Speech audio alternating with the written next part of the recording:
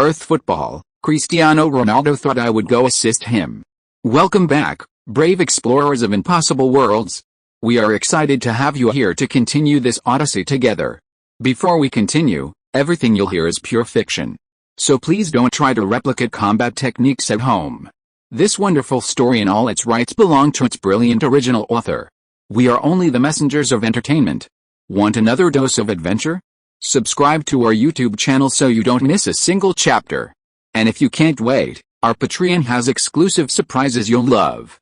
Chapter 51: The most watched U15 team in all of Europe. Benfica is a rare team driven by a dual-core system. Their midfielders, João Villara and Amorim, are both all-around players, excelling in both attack and defense. Their defensive midfield is filled by Fernando Alexander, a player with extremely tough defense. Lorenzo, what are you laughing at? Stand up. Trigura was getting angry. These U15 players were fairly intelligent when playing football, otherwise they would have been dismissed by the team long ago. However, they had huge problems with listening to lessons, thinking critically, and learning tactics. Basically, only Deng Kai understood what Trigura meant, and he would actively explain it to Ronaldo next to him. The others around them either listened to Trigura and Deng Kai's analysis or just stood there blankly. Deng Kai looked at Lorenzo, who stood up dejectedly, and already felt the powerful inertia of history. Apart from the results, he hadn't brought any other changes to this U15 team. Even Ronaldo, who was most influenced by him, was already dominating at this age. Deng Kai had at most changed a small part of Ronaldo's growth environment, his brother, Hugo. Lorenzo is arguably the most successful player on this team besides Cristiano Ronaldo, as he's the only one from this group to later play for his national team. However, not for Portugal, but for Angola. Unable to make the Portuguese national team, Lorenzo acquired Angolan citizenship in 2011 and played for Angola. This further demonstrates the failure of Sporting Lisbon's youth academy at this stage. Many of their players couldn't even make the Portuguese national team during a period of decline following Portugal's golden generation. Meanwhile, Benfica and Porto have significantly outperformed Sporting Lisbon in contributing national team players. Of course, quite a few of these players have the potential to join the Portuguese youth team. This indirectly confirms Trigura's observation about the learning ability of this group of trainees. These players were talented in their youth, but their lack of continuous learning as they grew older led to their decline. Including Lorenzo, their highest future market value is only around €4 million, with most only worth €1 or €2 million. To emerge from such an environment, Ronaldo is truly one of a kind. Back in the classroom, Lorenzo stood up to answer Trigura's question. They have Alexander the Great on the other side, while we have Caesar the Great. I think Caesar is better. PFFT. Lorenzo's answer, completely unrelated to the lesson, made the players burst into laughter. Trigura waved his hands speechlessly. No more lecturing. What a load of rubbish. I've talked so much about positioning tactics and marking details, and you're going to talk to me about history? Deng Kai, on the other hand, didn't seem to mind. These teammates were already considered well-behaved kids. Those young players in England, playing for top clubs, were already frequenting nightclubs. Some even had kids by now. Mr. Trigura, Deng Kai chased after him. I'd like to talk to you about Ronaldo's position in the next match. Trigura stopped. I think your analysis is very accurate. Benfica is definitely a dangerous team. Their overall strength is far superior to ours, and tactically, cough cough. Deng Kai didn't feel comfortable criticizing Maxi's coaching abilities. I knew you wouldn't let me down. You're the smartest kid I've ever taught. Trigura's mood instantly brightened. Speak. Say whatever you want, speak freely. As a teacher, as long as one student listens attentively, the lesson isn't wasted. His hopes for Deng Kai were even greater than the club's hopes for Ronaldo's future. Ronaldo's speed is his strongest weapon in the league. But I know João Pereira, who will be marking him in the next game, very well. He's a speedster, Deng Kai said. Plus, Benfica's three midfielders all have considerable defensive capabilities. If they focus on marking Ronaldo, he'll have a hard time performing well in the next game. And if he can't perform, we're almost guaranteed to lose. So I think we might be able to move Ronaldo to the center-forward position. Trigura frowned. Center-forward? Why didn't young Ronaldo play center-forward? Was it because he couldn't play? No. It was because it was a pity. These days, all the big clubs have figured out the tricks to deceive people. If the future of player hype involves artificially inflating a player's stats, making their goals and assists look phenomenal, then the hype of the past 2 years has focused on developing speed-oriented players. As long as a player is fast, place them on the wing, let them charge, and anyone charging will look like a superstar. Weaknesses like poor physical strength, lack of dribbling and ball control skills, poor shooting, inaccurate passing, poor heading ability, and poor vision can all be masked. If they also have a decent curling shot on top of that speed, then it's a sure thing. Simeo and Quaresma are examples of this. With a little management, a transfer fee of $15 million is easily achievable. Last year, Betis bought Denilson for £22 million, and this year Lazio signed Vieri for £22 million. These are the most expensive transfers in the last 2 years. $15 million is already a superstar price. Ronaldo has speed and is naturally gifted with the potential to be packaged. But as a center forward, regardless of whether he possesses the core qualities to be a target man, the key is that center forwards don't easily get going. Without the ability to get going, Ronaldo's speed advantage can't be utilized, making his attacking prowess impossible. Furthermore, the central area is traditionally heavily guarded. Even if Ronaldo gets going, it's difficult for him to replicate his dominance on the wings. The defensive intensity in the center and on the wings is vastly different, significantly reducing the visual impact. Therefore, Trigura couldn't understand Deng Kai's suggestion. My passes can now directly tear apart most teams' defenses, Deng Kai boasted. And Ronaldo and I have enough understanding, he can handle my passes. The closer he is to the goal, the greater the threat of his shots and my passes. If he's on the wing, my passes are theoretically meaningless. And Benfica's centre-back Miguel Veloso, although from a footballing family and quite capable, is limited by his height. He's not stronger or taller than Ronaldo. Facing a centre-back like that, Ronaldo can perfectly fulfill the role of a centre-forward. Deng Kai convinced Trigura. But during subsequent team training, new problems arose. The team's original centre-forward, Lorenzo, couldn't adapt to working as a left winger and played very awkwardly. Without Lorenzo's pivotal role in the center, the team's midfield and attack showed signs of disarray, and some routine tactics became less fluid. This indicated that Ronaldo was also not suited to the position. Ultimately, Maxier had to revert the team to their original formation to face the strongest team in the league this season, Benfica. Normally, Maxier might have taken a risk, but not this time. Due to the hype surrounding the match, this Sporting Lisbon vs Benfica game had become the most anticipated U15 match in all of Europe.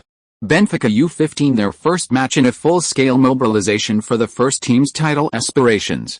Sporting Lisbon U15 having just defeated the informed Feyenoord.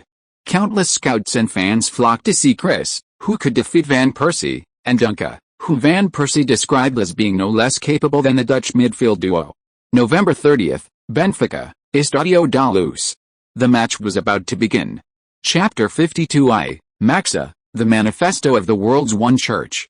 Estadio da Luz, stands. Portugal has had too few talented players in the last 2 years, far behind the Netherlands. After Simeo and Quaresma, it feels like Sporting Lisbon is experiencing a talent gap. Cristiano is the best of the next generation of young players, but the gap between him and those mentioned earlier is clearly visible. Besides speed, he doesn't have anything remarkable to offer. Shooting? Who can't shoot? If you had as many shooting opportunities as him in a game, you could score too. This was a conversation among several scouts, who were intimately familiar with the backgrounds and characteristics of every player on the field. Sporting Lisbon's goalkeeper, Christopher Pilar, has good goalkeeping skills, but his biggest problem is his height. Some clubs have already explicitly stated their requirement that their goalkeepers be at least 1.9 meters tall. There will be more and more clubs like this in the future, and Pilar clearly won't reach 1.9 meters, even 1.85 meters would be difficult. Pedro Araujo, Mico Angelo, Carlos Manuel, Ricardo Duarte, I bet none of Sporting Lisbon's defense will ever produce a national team player. Don't be fooled by their chances of being called up to the Portuguese youth team. They're all mediocre talents, just benefiting from the youth academies of big clubs. Paulo Sergio and Jose Semedo, one an attacking forward, the other a defensive midfielder who can play center-back. Sergio was originally the team's midfield core, but since Deng Kai arrived, the difference between them has become apparent. Deng Kai's passing is professional level, while Sergio, besides being stronger than Deng Kai, is useless. His future lies in establishing himself in the Portuguese Super League or even the Portuguese Second Division. Semeido's chances of succeeding are twice that of other players. But not because he plays well, but because he can play both defensive midfield and center-back. Lorenzo at center-forward, Edgar Marcelino at right-winger. Frankly, neither of them impresses me. They are older than Chris, but much slower, and even their close-range dribbling isn't as good as Chris's, which is Chris's weakness. The weaknesses of a genius are already the upper limit of an ordinary person. The word talent is that cruel. To the scouts, the entire Sporting Lisbon U15 team was like an ordinary person buying potatoes and cabbage at the market, utterly unappealing. Only rough stones like Chris and Deng Kai, who might yield imperial jade, were the real targets of these scouts. Moreover, in the eyes of experts, the chances of finding good jade from these two rough stones are extremely small. They will most likely be big losses. Chris has outstanding strengths, but also many problems. Deng Kai has many strengths, but his problems are also quite prominent. With the sound of the whistle, the match officially began. To support the youth team, Benfica even invited first-team stars João Pinto and Nuno Gomes to watch the game. Both are representatives of Portugal's golden generation. Nuno Gomes is younger, although not entirely part of the golden generation. His peak coincided with theirs. He's currently a rising star in the Portuguese league, having helped Boa Vista snatch the league title from Porto and Benfica 2 years ago, only to have it snatched away by Benfica. He has a strong tendency to become Benfica's ace. Both are guaranteed a spot on the upcoming European Championship qualifiers for Portugal, and may even become starters. Perhaps these stars showed the youth team players a glimpse of their future, as Benfica's young players came out incredibly strong from the start. Aggressive and sharp, they pushed Sporting Lisbon back into their own half, dominating the game. Their midfield interception ability was too strong. Even when Sporting Lisbon won possession, they couldn't get past Benfica's midfield. Ronaldo waved several times, but the ball never came. In Sporting Lisbon's positioning, Sergio was positioned to the left and Duncan to the right because Duncan is right-footed. In the early days, the on-field positioning was all based on the player's right foot. You stood on the side with whichever foot you had. Even the wingers were positioned this way because wingers at that time were more focused on crossing from the byline. Or rather, the 4-4-2 formation was popular then, with more wingers, and the main task of wingers was to cross from the byline. Ronaldo's positioning was initially because Sporting Lisbon wanted to cover up his lack of passing ability and poor vision, so they positioned him with his right foot on the left. Unexpectedly, this right-footed winger became a force to be reckoned with in the youth team because of this. Sergio behind Ronaldo was indeed once the team's midfield core, but he was better at making forward runs after distributing the ball and didn't have much talent in playmaking. Portugal has never lacked this type of midfielder, including future players like Bruno Fernandes. This resulted in Sergio being unable to find opportunities to pass the ball to Ronaldo today. For Sporting Lisbon, the only player capable of consistently delivering the ball forward was Deng Kai. However, the problem with Deng Kai was that Ronaldo was currently the only player capable of consistently receiving his passes. Benfica, on the other hand, deployed a tight defensive formation targeting Ronaldo. Pereira's marking on the right back was practically glued to Ronaldo. As Deng Kai predicted, right midfielder Amorim and defensive midfielder Alex were responsible for surrounding Ronaldo in their respective areas. Benfica completely anticipated Sporting Lisbon's tactics. Unless their players had a breakout performance, they simply couldn't play there. Therefore, Benfica U15's perfect league record so far is understandable. Not only are their players of high caliber, but their coaching staff is also highly skilled. This tactic truly deserves the title of a city derby. In contrast, Maxi's situation, he probably couldn't even understand Benfica's strategy today. In the 11th minute, Amorim used his physical advantage to knock down Deng Kai, gain possession, and immediately launched an attack. Deng Kai chased after Amorim, who passed the ball to him. Only then did Deng Kai have a chance to complain to the referee about the tackle. But the referee shook his head. His officiating today was a bit too lenient.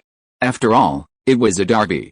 20 seconds later, Amorim made a run from deep and fired a long-range shot into the net. Benfica took a 1-0 lead. The 40,000 fans in the stadium erupted in cheers. Benfica fans even sang their team anthem, as if they were leading not Sporting Lisbon U15, but Porto's first team. The camera specifically focused on Deng Kai, because possession of the goal stemmed from his turnover. The director at the Estadio da Luz seemed to want to use this to tell everyone that even Lisbon's Kaiser wasn't up to par. While Benfica celebrated, Maxa stopped Deng Kai, intending to encourage him. After all, Maxa didn't understand tactics and could only offer motivational platitudes. But Deng Kai suddenly looked at Maxa and said, "Coach, if we continue playing like this, we'll be very passive. They've marked our key players too closely. Given the inherent difference in strength, we can only win through tactics, like the Tianji horse racing strategy." Maxa understood this. "You mean, use our ordinary players to replace their dominant players?" Deng Kai shook his head. "They all have dominant players, we can't replace them all. But we can use ordinary players to extract our dominant players, which will at least render their tactics ineffective. Coach, let Ronaldo play as the center forward." Looking at Deng Kai's confident eyes, Maxa couldn't bring himself to refuse. "Okay. Play with confidence, I've got you covered." Maxa patted Deng Kai on the shoulder. After Deng Kai left, he muttered something under his breath. The assistant coach thought Maxa was praying to God, because this was Maxa's only way to counter the opponent. But he underestimated Maxa's shamelessness. "It's a pity we didn't get a good result in this match, but I won't blame my players, even if Deng Kai took it upon himself to put Chris at center forward. On the contrary, I think it reflects his adaptability and thinking ability as a midfield core player. Rui Costa's imaginative passes and Figo's exquisite support come from this. As the head coach of the youth team, not providing the players with the best tactical options was a lack of preparation on my part. But compared to that, I value the growth of young players more. I would never let a single match diminish their potential or stifle their imagination. That would be a crime. I'd rather lose than see the children lose their future." The assistant coach didn't quite understand, but was greatly shocked. "There are so many cleaners at the club, otherwise how did you, Maxa, manage to climb to the U15 coach position? You're the one who's ruined it. Impressive. Now, with 80 minutes left in the game, instead of studying the opponent's tactical weaknesses, you're preparing interview transcripts for the post-loss press conference? This kind of heartless coach who knows how to shift blame and pat himself on the back, he might even become the world's #1 coach in the future." Ronaldo scored. In this environment and at this time, things are getting increasingly difficult, so I'll add an extra chapter to show my support. Chapter 53 Center Forward Luo. Ronaldo, you play center forward. Lorenzo, move to the left and stretch the defense. On the big screen, Deng Kai pointed to one player and then another, quickly completing a player repositioning maneuver. He displayed remarkable leadership. Benfica's coach, seeing this, didn't react much. Although Ronaldo in the center would render their pre-match strategy ineffective, the team was currently leading. This Sporting Lisbon team wasn't as strong as everyone imagined. The so-called strategy was merely Benfica's professionalism, not genuine fear. In the 15th minute, facing Amorim's pressing, Deng Kai decisively passed a ball back. Amorim smiled. He pushed back. That's right. Once their midfielders turned the opponent's midfield into a back-passing midfield, victory was assured. Amorim had won the previous 12 matches this way. Sure enough, Angelo, the team's centre-back who received Deng Kai's pass, distributed the ball to the right-back Duarte. Duarte then passed the ball to Deng Kai, who had moved to the right to receive it. Amorim saw the ball rolling towards Deng Kai and began moving towards him as well. He didn't need to intercept, he only needed to put pressure on Deng Kai, who would then pass it back again. Bang! The ball flew past Amorim, its trajectory not particularly tricky, but its speed was fast, catching Amorim completely off guard. This was a pass. Amorim looked at Deng Kai. He wasn't passing it back. This, wasn't he scared yet? Deng Kai looked at Amorim, who was staring at him. He was scared, but he was pretending. Deng Kai completed a first-time pass. And it was a long pass. A long pass from the right flank of midfield directly to the center of the attacking third. Beautiful. Deng Kai isn't just a player who only passes back, he has a strong desire to move forward, both in his own position and in the position of the ball. Trigueira clapped and cheered from the stands. Today, all the top executives of Sporting Lisbon were also present at the Estadio da Luz. It was somewhat like a first-team derby match. Chris. Deng Kai's kick is aimed at Chris. Chris starts sprinting. Seeing Ronaldo's sudden burst of speed, Benfica's centre-back Veloso immediately moved towards him, even using his hands to pull and tug at Ronaldo, preventing him from overtaking him. After running 3 or 5 meters, Ronaldo still couldn't get past Veloso. Veloso was smug. This was his advantage as a center-back: speed. He might not be that tall, but he was fast. This is Benfica's defensive midfielder Alexander, who had returned to double-team Ronaldo, immediately noticed something was wrong. He wanted to warn Veloso, but everything happened too fast. After sprinting for a distance, Ronaldo suddenly slowed down, changed direction, and moved from his original intention of blocking Veloso's right side to Veloso's left side. Sprint, reverse run, and sprint again, all in one smooth motion. This time, Ronaldo floored the accelerator, his speed instantly exploding, easily overtaking Veloso and entering the penalty area. Perfect positioning. Veloso lost track of him. Alexander is still a bit far from Chris. A swing shot. A volley. Well done. 1-1. Sporting Lisbon superhero has appeared. Chris found an unmarked position in the penalty area with a beautiful run, and sealed the victory. Veloso is like a wooden stake in front of him. Of course, the biggest contributor to this goal isn't even Chris, but Deng Kai, who made a precise pass from midfield.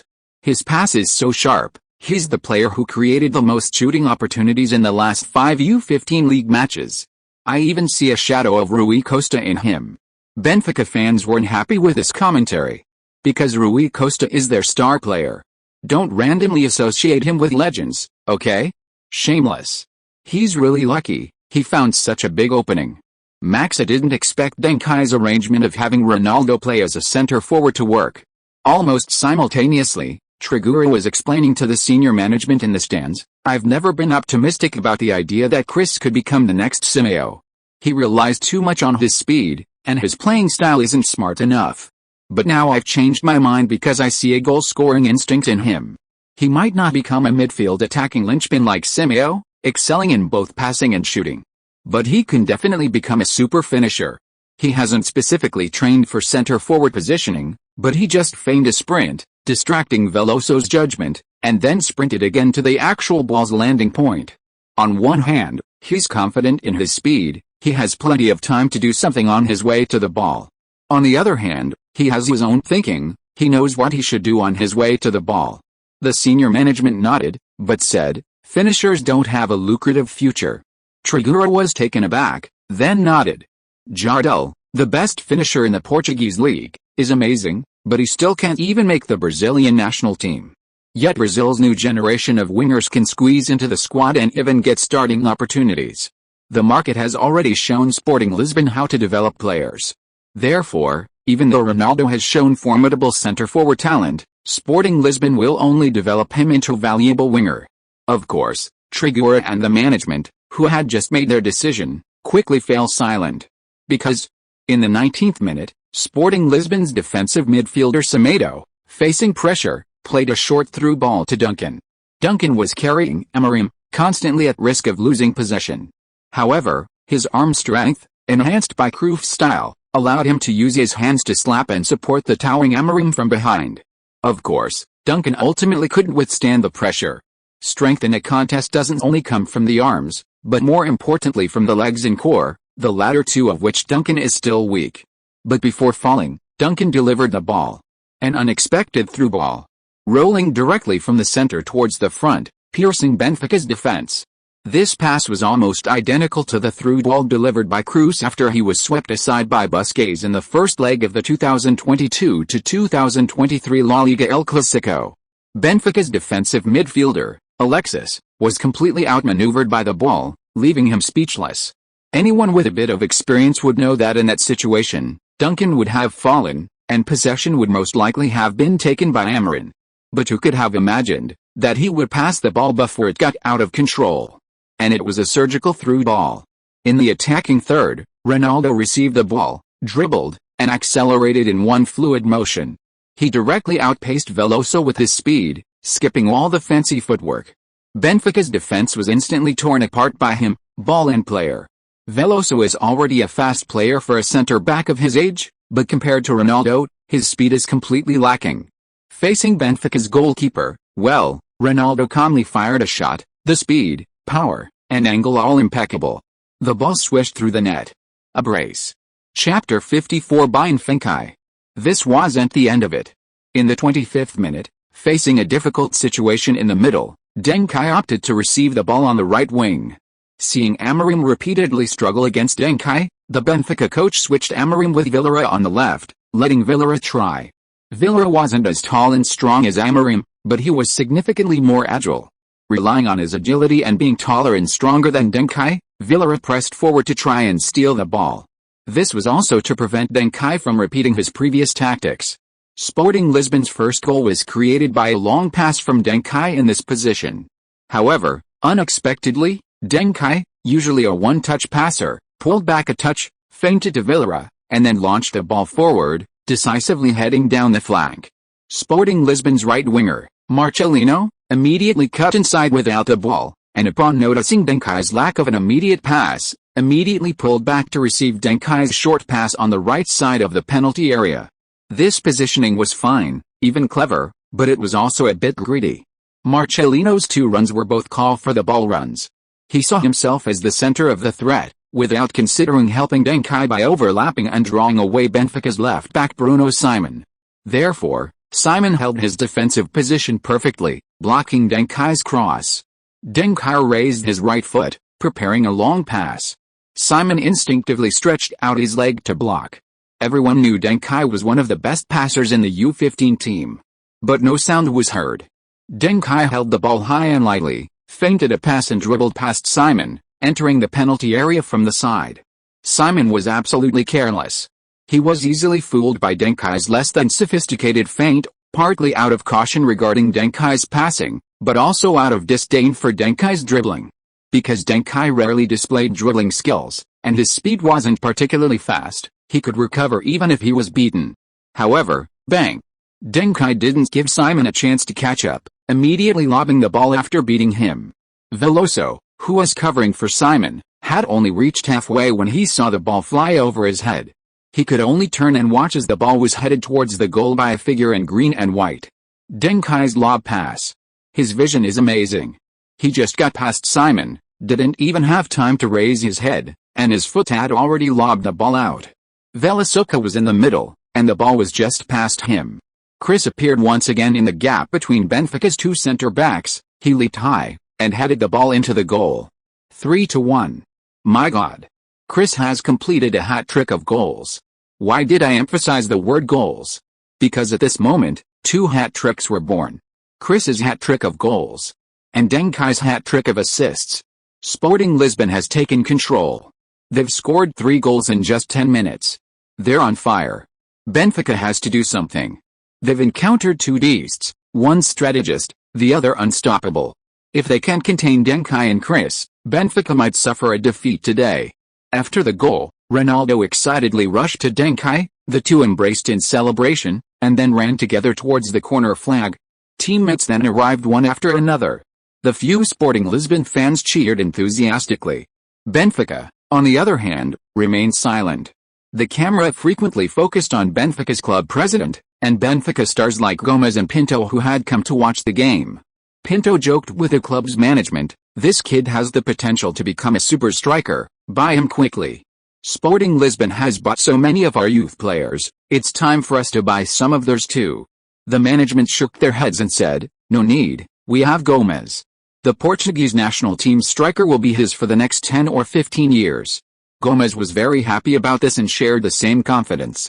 Facing Ronaldo and Duncan, who had completed a hat-trick of goals and assists in just 10 minutes, Benfica's coach clearly realized the special qualities of these two players. He now somewhat regretted not following up immediately when the opponent changed their formation. "Alexander, you don't need to worry about your position now. Just mark their number 24 player closely and don't let him have any chance to touch the ball. Veloso, don't worry about anyone else, just keep an eye on Chris, understand? He's not tall. Your role as a center-back is to deal with these kinds of strikers. Don't let me down. Amorim, you should switch back with Villarreal. You'll assist Alexander in marking Deng Kai for the entire game. Veloso, our attack is now in your hands." After a series of instructions, the game returned to new rhythm. This time, Deng Kai quickly experienced the joy of double marking. He barely touched the ball for 10 minutes. He was completely cut off from Sporting Lisbon's collective defense by these two. As for Ronaldo, Being marked by Veloso wasn't a major problem, the problem was no ball coming his way. Without Deng Kai's passes, Sporting Lisbon returned to their initial state, struggling to get the ball past midfield. In the 41st minute, Amorim, as the one assisting in marking Deng Kai, still had the energy to participate in other events. He intercepted the ball in midfield and then passed it to the right wing. Benfica's right back, João Pereira, soared into the air, dribbling directly into the attacking third, even attempting to penetrate the penalty area. Sporting Lisbon's left back, Pedro Araujo, battled with Pereira. Pereira was not only fast but also skillful with his feet. Although he didn't break through, he maintained possession. Bang! When the ball arrived, Pereira passed it back to the center. The on-rushing Villarreal unleashed a long-range shot from the edge of the box, scoring a beautiful world-class goal of 3-2. Benfica began to close the gap. Neither side managed to score again, and halftime was the final break. Messi rushed into the locker room. He hadn't expected to win this match, so his mindset was quite relaxed. But when Deng Kai made it 3-1, Messi became greedy. "Oh dear, my apologies. Kai, they actually double-teamed you. That's despicable." While defending Deng Kai and handing him water, Messi asked, "Do you have any other ideas? How about we defend our half? We're leading anyway, winning by 1 goal is still a win."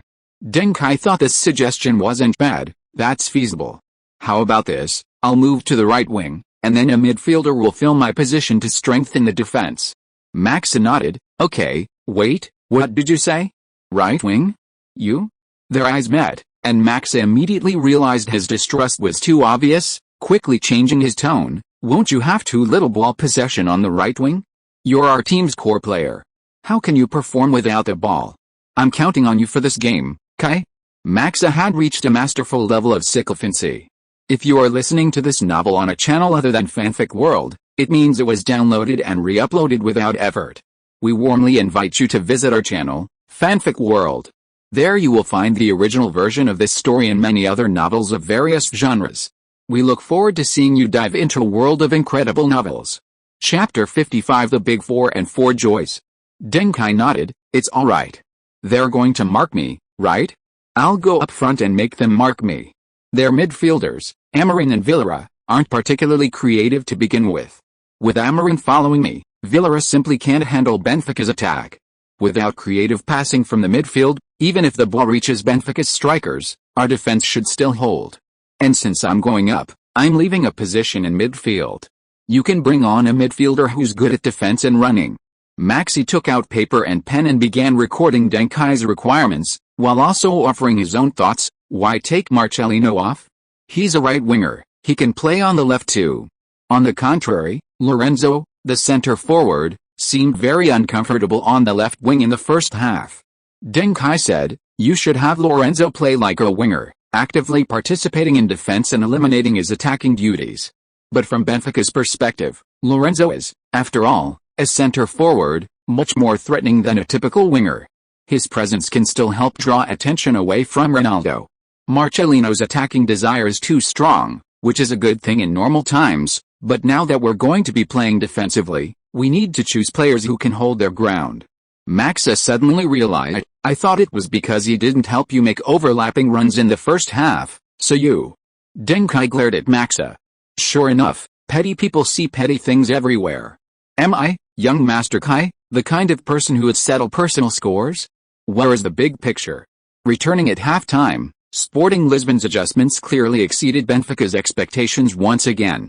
Benfica knew that Deng Kai would definitely want to change positions. In the last game, Deng Kai moved to the defensive midfield position when facing marking. This time, Benfica planned to move Villarreal or Amorim to the attacking midfield position, still marking Deng Kai. However, Deng Kai not only didn't retreat, but actually advanced. He directly delivered the meat to Alexander and Amorim's mouths. What does this mean? After a few minutes of the game, Benfica's coach figured it out. "Oh. The situation on the field is a bit strange. Sporting Lisbon has given up on attacking and is focusing on defense. But even Lorenzo, whose defensive ability is weaker than Duncan's, has participated in the defensive recovery, while Duncan basically stays in his position in the opponent's half. His positioning makes it very difficult for Amorim and Alex. At least one of them has to mark Duncan, and the other can't be too far away. This results in Benfica only having Vieira in midfield, so although Benfica has possession of the ball, it's difficult for them to actually get the ball into the attacking third. They have the ball but can't score. Watching the stalemate on the field, Nuno Gomes in the stands shook his head and said, "Benfica U15's forwards are too mediocre. Without the support of the midfield, they can't do anything." In comparison, this team's midfield and defense are better. Especially the full-backs, they are very fast. To break the deadlock, you have to bet on the full-backs. Pinto held the same opinion, but in this way, Benfica's flanks and backfield are completely handed over to Sporting Lisbon. Once Sporting Lisbon launches a high ball attack. Before Pinto could finish speaking, Sporting Lisbon showed him with their actions that he was right. In the 54th minute, Sporting Lisbon centre-back Manuel intercepted the ball and launched a long ball to the right. Amorim headed it over Duncan to the first ball. But then Ronaldo aggressively contested the second ball. If it weren't for Veloso's speed, Ronaldo would have received the ball in the attacking third. They almost launched a beautiful counter-attack. How shameless. If Benfica's two fullbacks dared to come forward, it would have given Ronaldo a chance to strike decisively. This is the strategic deterrent power of a top-class attacking line. Finally, under pressure from the score, Benfica's coach moved left-back Simon forward to participate in the attack, while right-back Pereira stayed back. Duncan roamed in the space left by the left-back, but with Amorim and Alexander marking him, he couldn't cause much trouble. Because most of the direct counter-attacks from the backfield are high balls, and Alexander and Amorim are about the same height as Ronaldo, almost 20 centimeters taller than Duncan, giving them a huge advantage. In the 57th minute, Simon helped his teammate make an overlapping run down the flank before receiving the ball and crossing it, but his teammate's header went over the crossbar. In the 59th minute, Simon drew away Sporting Lisbon's right-back Duarte, and Vieira sent a through ball from the flank, which was caught by Sporting Lisbon's goalkeeper Pilar. After Simon came on, Benfica's threat increased. However, Pilar launched a long ball forward. Ronaldo dropped back to head the ball, showing no fear against a taller defensive midfielder Alex, leaping high and winning the first header. Ronaldo flicked the ball to Deng Kai on the left wing, then swatted away Alex's hand waving and turned to run forward. 2 against 4 in the attacking third. Deng Kai took the ball and ran. Amorim was watching closely and quickly caught up. Bang! Deng Kai delivered a cross with his right foot. It was a cross, with a slight curve on the ground. De Bruyne's instincts were clear, he knew when to pass. The ball easily sailed past Amorim and rolled from the right towards the center. Ronaldo and Veloso began a race, while Alexander had already outrun Ronaldo's taillights. Chris is too fast. Veloso is just as fast, there are very few center-backs as fast as him. The two are colliding with each other at high speed, and there are some hand-to-hand movements. Veloso stumbles. He falls to the ground. Chris receives the ball, one-on-one. The goalkeeper rushes out, Chris shoots decisively, Benfica goalkeeper Vieira is a step too slow, the ball goes through his legs. A quadruple. Chris scores a quadruple. Deng Kai assists a quadruple. These two brothers are simply unstoppable. This is a quadruple. Benfica paid the price for their aggressiveness.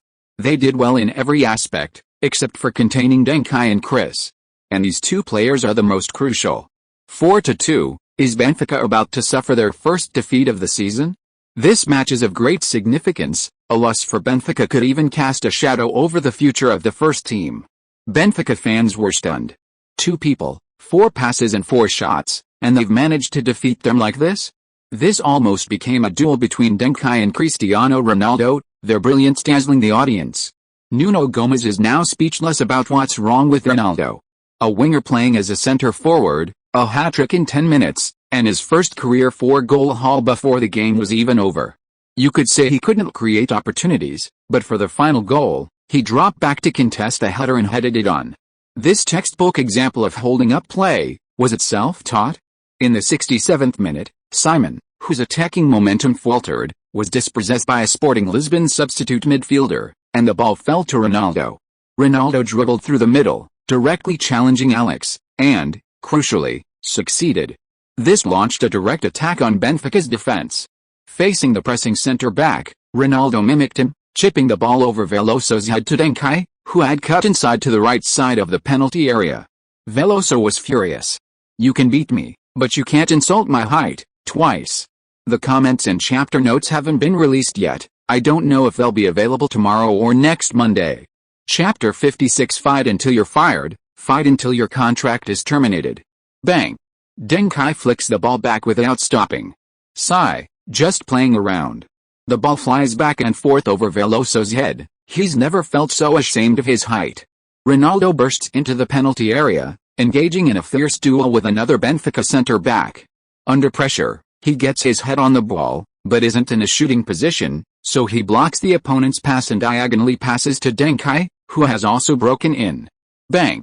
An enraged Veloso makes a diving tackle, finally touching the ball and proving himself. He pokes the ball away, and then, with a power and angle no less precise than a shot, it rolls into Benfica's own net. Veloso scores an own goal. The score is reversed again, now 5'2". Veloso lies on the ground, clutching his face, unwilling to get up for a long time. Goalkeeper Weir is also furious. After kicking the ball away from the goal, he doesn't even bother to help Veloso up. Undoubtedly, Benfica has been completely overwhelmed. Sitting next to Gomez and Pinto, old Veloso looked utterly humiliated. He heard the higher-ups next to him cursing Veloso, calling him some bastard son of trash. But he couldn't refute it. Veloso had truly been humiliated. After that, Benfica's attacks became listless and lackluster. The players had lost their will to win. Playing football was just a way to kill time. In the 79th minute, facing the demoralized Benfica players, Deng Kai made a beautiful sliding tackle to intercept Amorim's pass, then faced the goalkeeper one-on-one and unleashed a powerful shot. The Black Panther hunt. The ball found the net perfectly. 6-2. Deng Kai had scored 1 goal and provided 4 assists, dominating the game in every aspect. After the goal, Deng Kai raised his arms high and turned to survey the entire stadium. It seemed he was asking, who else? But a bizarre scene unfolded. In the stadium of at least 30,000 Benfica fans, not only did no one curse Deng Kai, but applause erupted. From a sparse murmur, it grew louder and louder, until it was overwhelming. Caesar! Caesar! Caesar! The home crowd turned against their own. Benfica fans' morale was completely shattered. They were cheering for Duncan's brilliant goal, but they were also expressing their dissatisfaction with their home players in the same way. Revenge doesn't always have to be murder, it can also be cuckolding. In the 82nd minute, a Benfica striker was brought down in the penalty area by Angelo, who received a yellow card and conceded a penalty. Amorim converted the penalty, completing his brace. 6-3, Benfica pulled one back. But there was no applause. Amorim didn't celebrate either, but turned and walked back to his own half with his head down. He didn't even bother to retrieve the ball. They didn't have a player named Cristiano Ronaldo, who could score 3 goals in 10 minutes to equalize. Nor did they have a player named Duncan, who could freely enter and exit the field in 10 minutes, delivering 3 brilliant assists in quick succession. Amorim's premonition was correct. They couldn't catch up. Even. In the 88th minute, Deng Kai made a quick cross from the wing and surged forward. The ball passed twice to Lorenzo, who dribbled to the wing and then crossed. But his cross was incredibly poor, failing to find Ronaldo and instead drifting towards the far post. Veloso clearly had Deng Kai marked, but Deng Kai suddenly leaped into the air. Veloso was stunned. Seriously? It's 6-3. Why are you still playing so hard? Bang. Beautiful. That's the most beautiful diving header I've ever seen. Headline goal. Deng Kai scores his second goal. He scored 2 goals and provided 4 assists in this match, even orchestrating Benfica's own goal, and was even passively involved in Benfica's first goal. Except for the first 10 minutes, his performance was absolutely divine. Although he's small, he's daring and aggressive, brave and resourceful. Sporting Lisbon has really struck gold. A top student from the University of Lisbon playing football, how could he not have real skills? The Estadio da Luz is once again echoing with calls for Caesar. It's as if the real Caesar himself has descended upon the Estadio da Luz. In the 90th minute, the referee blew the final whistle, without adding a single second of stoppage time. He simply couldn't bear to see the young Benfica players in such pain. If his whistle had been delayed by even a second, Portuguese football might have lost one or even several professional players. This grand match must have left a deep psychological scar on the young Benfica players. Especially Veloso. Sporting Lisbon's twin stars roar at the Estadio da Luz, breaking head-to-head record with a 7-goal victory. Benfica's 12-game winning streak ends. Is their title-winning declaration over before it even begins? A U15 match makes the Portuguese league a foregone conclusion. Porto should thank Sporting Lisbon for crushing their arch-rival Benfica. Superstar Chris completes his first 4-goal haul. Not the next Simeo, but the next Gomez? João Pinto, we should buy Chris, he has the potential to become a super striker. Kaiser arrives at the Estadio da Luz. Duncan's 2 goals and 4 assists turn Benfica's tide at home. Kaiser. Sporting Lisbon climbs to third in the standings. Only 3 points behind second. With this form, Sporting Lisbon's qualification for the North-South Division is almost a certainty. Maxa, moving Chris to center forward and Duncan to right winger was indeed my adjustment, but there's nothing to brag about. Duncan and Chris adapting to their new positions is more important. Benfica's management is furious, the U15 coach is dismissed on the spot. Former Benfica U15 coach, we won almost every game this season, but lost the one we couldn't afford to lose. That's youth team play for us, their consistency can never compare to the first team. Breaking news. Miguel Veloso is kicked out of the youth team. Controversy. Young Veloso's poor performance leads to widespread criticism of his father, Antonio Veloso, in the first team. Antonio Veloso clashes with fans, resulting in a physical altercation. Sparking controversy. Antonio, they curse my son. He played well for half a season, but people only focus on this one game. Benfica's first team removes Antonio's captain's armband and suspends him for 2 matches. Following the Lisbon youth derby, a flood of news emerged. Portuguese football media experienced for the first time the joy of the English Fleet Street. They realized news could be written arbitrarily, and that even arbitrarily written news would get readers. It was outrageous. Competition exists among football media outlets because of the developed state of European football, and the market for football news has become stagnant. If you sell 30,000 more copies, I'll definitely sell 30,000 fewer. But now, the Lisbon media found that everyone's sales had increased. This indicates that the entire football news market has expanded. The contribution of the Chinese community was unexpected. The extra attention given to Benfica and Sporting Lisbon by other regions of Portugal was also a significant factor. Suddenly, Sporting Lisbon's youth team and Veloso, abandoned by Benfica, became media darlings. However, the interviews and evaluations they received were drastically different. Chapter 57 I never expected you to be like this, Deng Kai. You have won a match, and your rating for this game is SSS. Rewards. 17 blue fragments, 1 purple fragment, 5 gold fragments, 4 supercharging stations, 3 donglong special drinks. Player drop I'm not Gomez. I'm not Gomez, as a brief shining star between the 2 iconic figures of Portugal, Figo and Ronaldo, Nuno Gomes was once crowned a national team's top scorer, one of the top 10 scorers in European Championship history, and a representative of Portugal's golden generation. But in reality, his real name is not Gomez, but Nuno Miguel Soares Pereira Ribeiro. Just as Pelé isn't called Pelé, Kaká isn't called Kaká, Gomez isn't called Gomez, and Caesar isn't called Caesar. At the match, for every 10,000 fans who call you Caesar, your long-range shooting will receive a small boost, recalculated every match. You have consumed 20 blue fragments and gained a player-level skill outside the foot pass. Outside of the foot pass, everything has 2 sides, and feet are no exception. Your passing ability has been slightly improved. You are less likely to be intercepted when you pass with the outside of your foot. Your outside of the foot pass has a very small chance of turning into a shot. The post-match rewards for the Lisbon derby are fresh off the press. Both blue and gold fragments have been obtained. Deng Kai's first gold superstar level skill is not far away. The outside of the foot pass has come at just the right time. Deng Kai's current position on the team is right midfielder, which allows his right-footed passing to be used better. A fixed position is beneficial for ordinary players and for the stability of the team. But it is detrimental to core players. Even being fixed in the middle is not the best choice for players with extremely rich creativity. Freedom is where they can best unleash their talents. But there is a prerequisite: you must be able to move in multiple positions. A right-footed midfielder on the right is for passing. A left-footed center-back on the left is for better defense against crosses. A left-footed left winger on the left is also for passing. A right-footed left winger on the left is for cutting inside and shooting. If Deng Kai wants to move from the right midfield to the center or even the free flank, he needs to solve the problem of only being able to pass to the left, especially quickly. The outside of the foot is definitely the optimal solution for most people, because not everyone can develop their other foot. At least for Deng Kai, his current left foot, only 3 points, is simply insufficient. The effect of outside of the foot passing is quite good. The improvement to passing is only minor, probably even smaller than the previous small.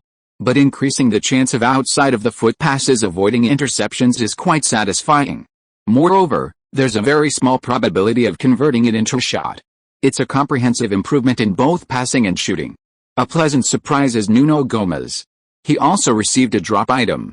Except for a very few marked wearable, the drop items are permanently effective after use. Deng Kai currently wears Guardiola's Deers and Sex hockey stick.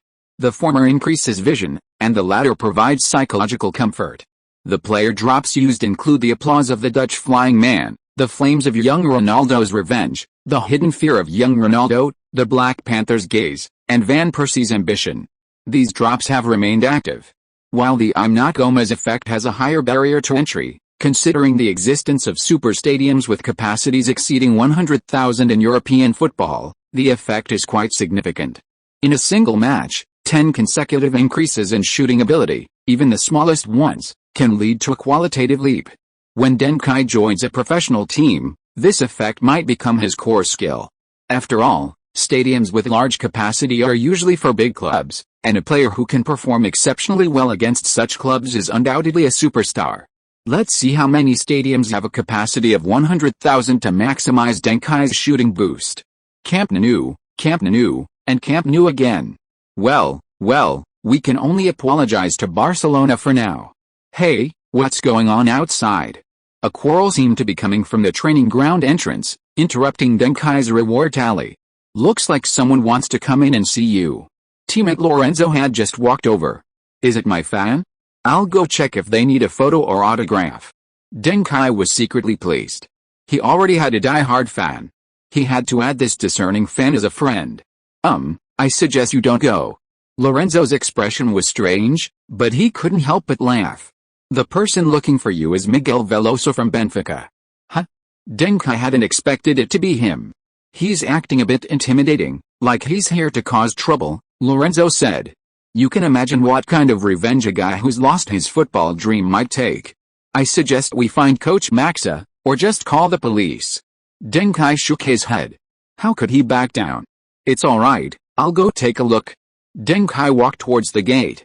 By the way, Lorenzo, go call Chris for me, tell him to come over here right now.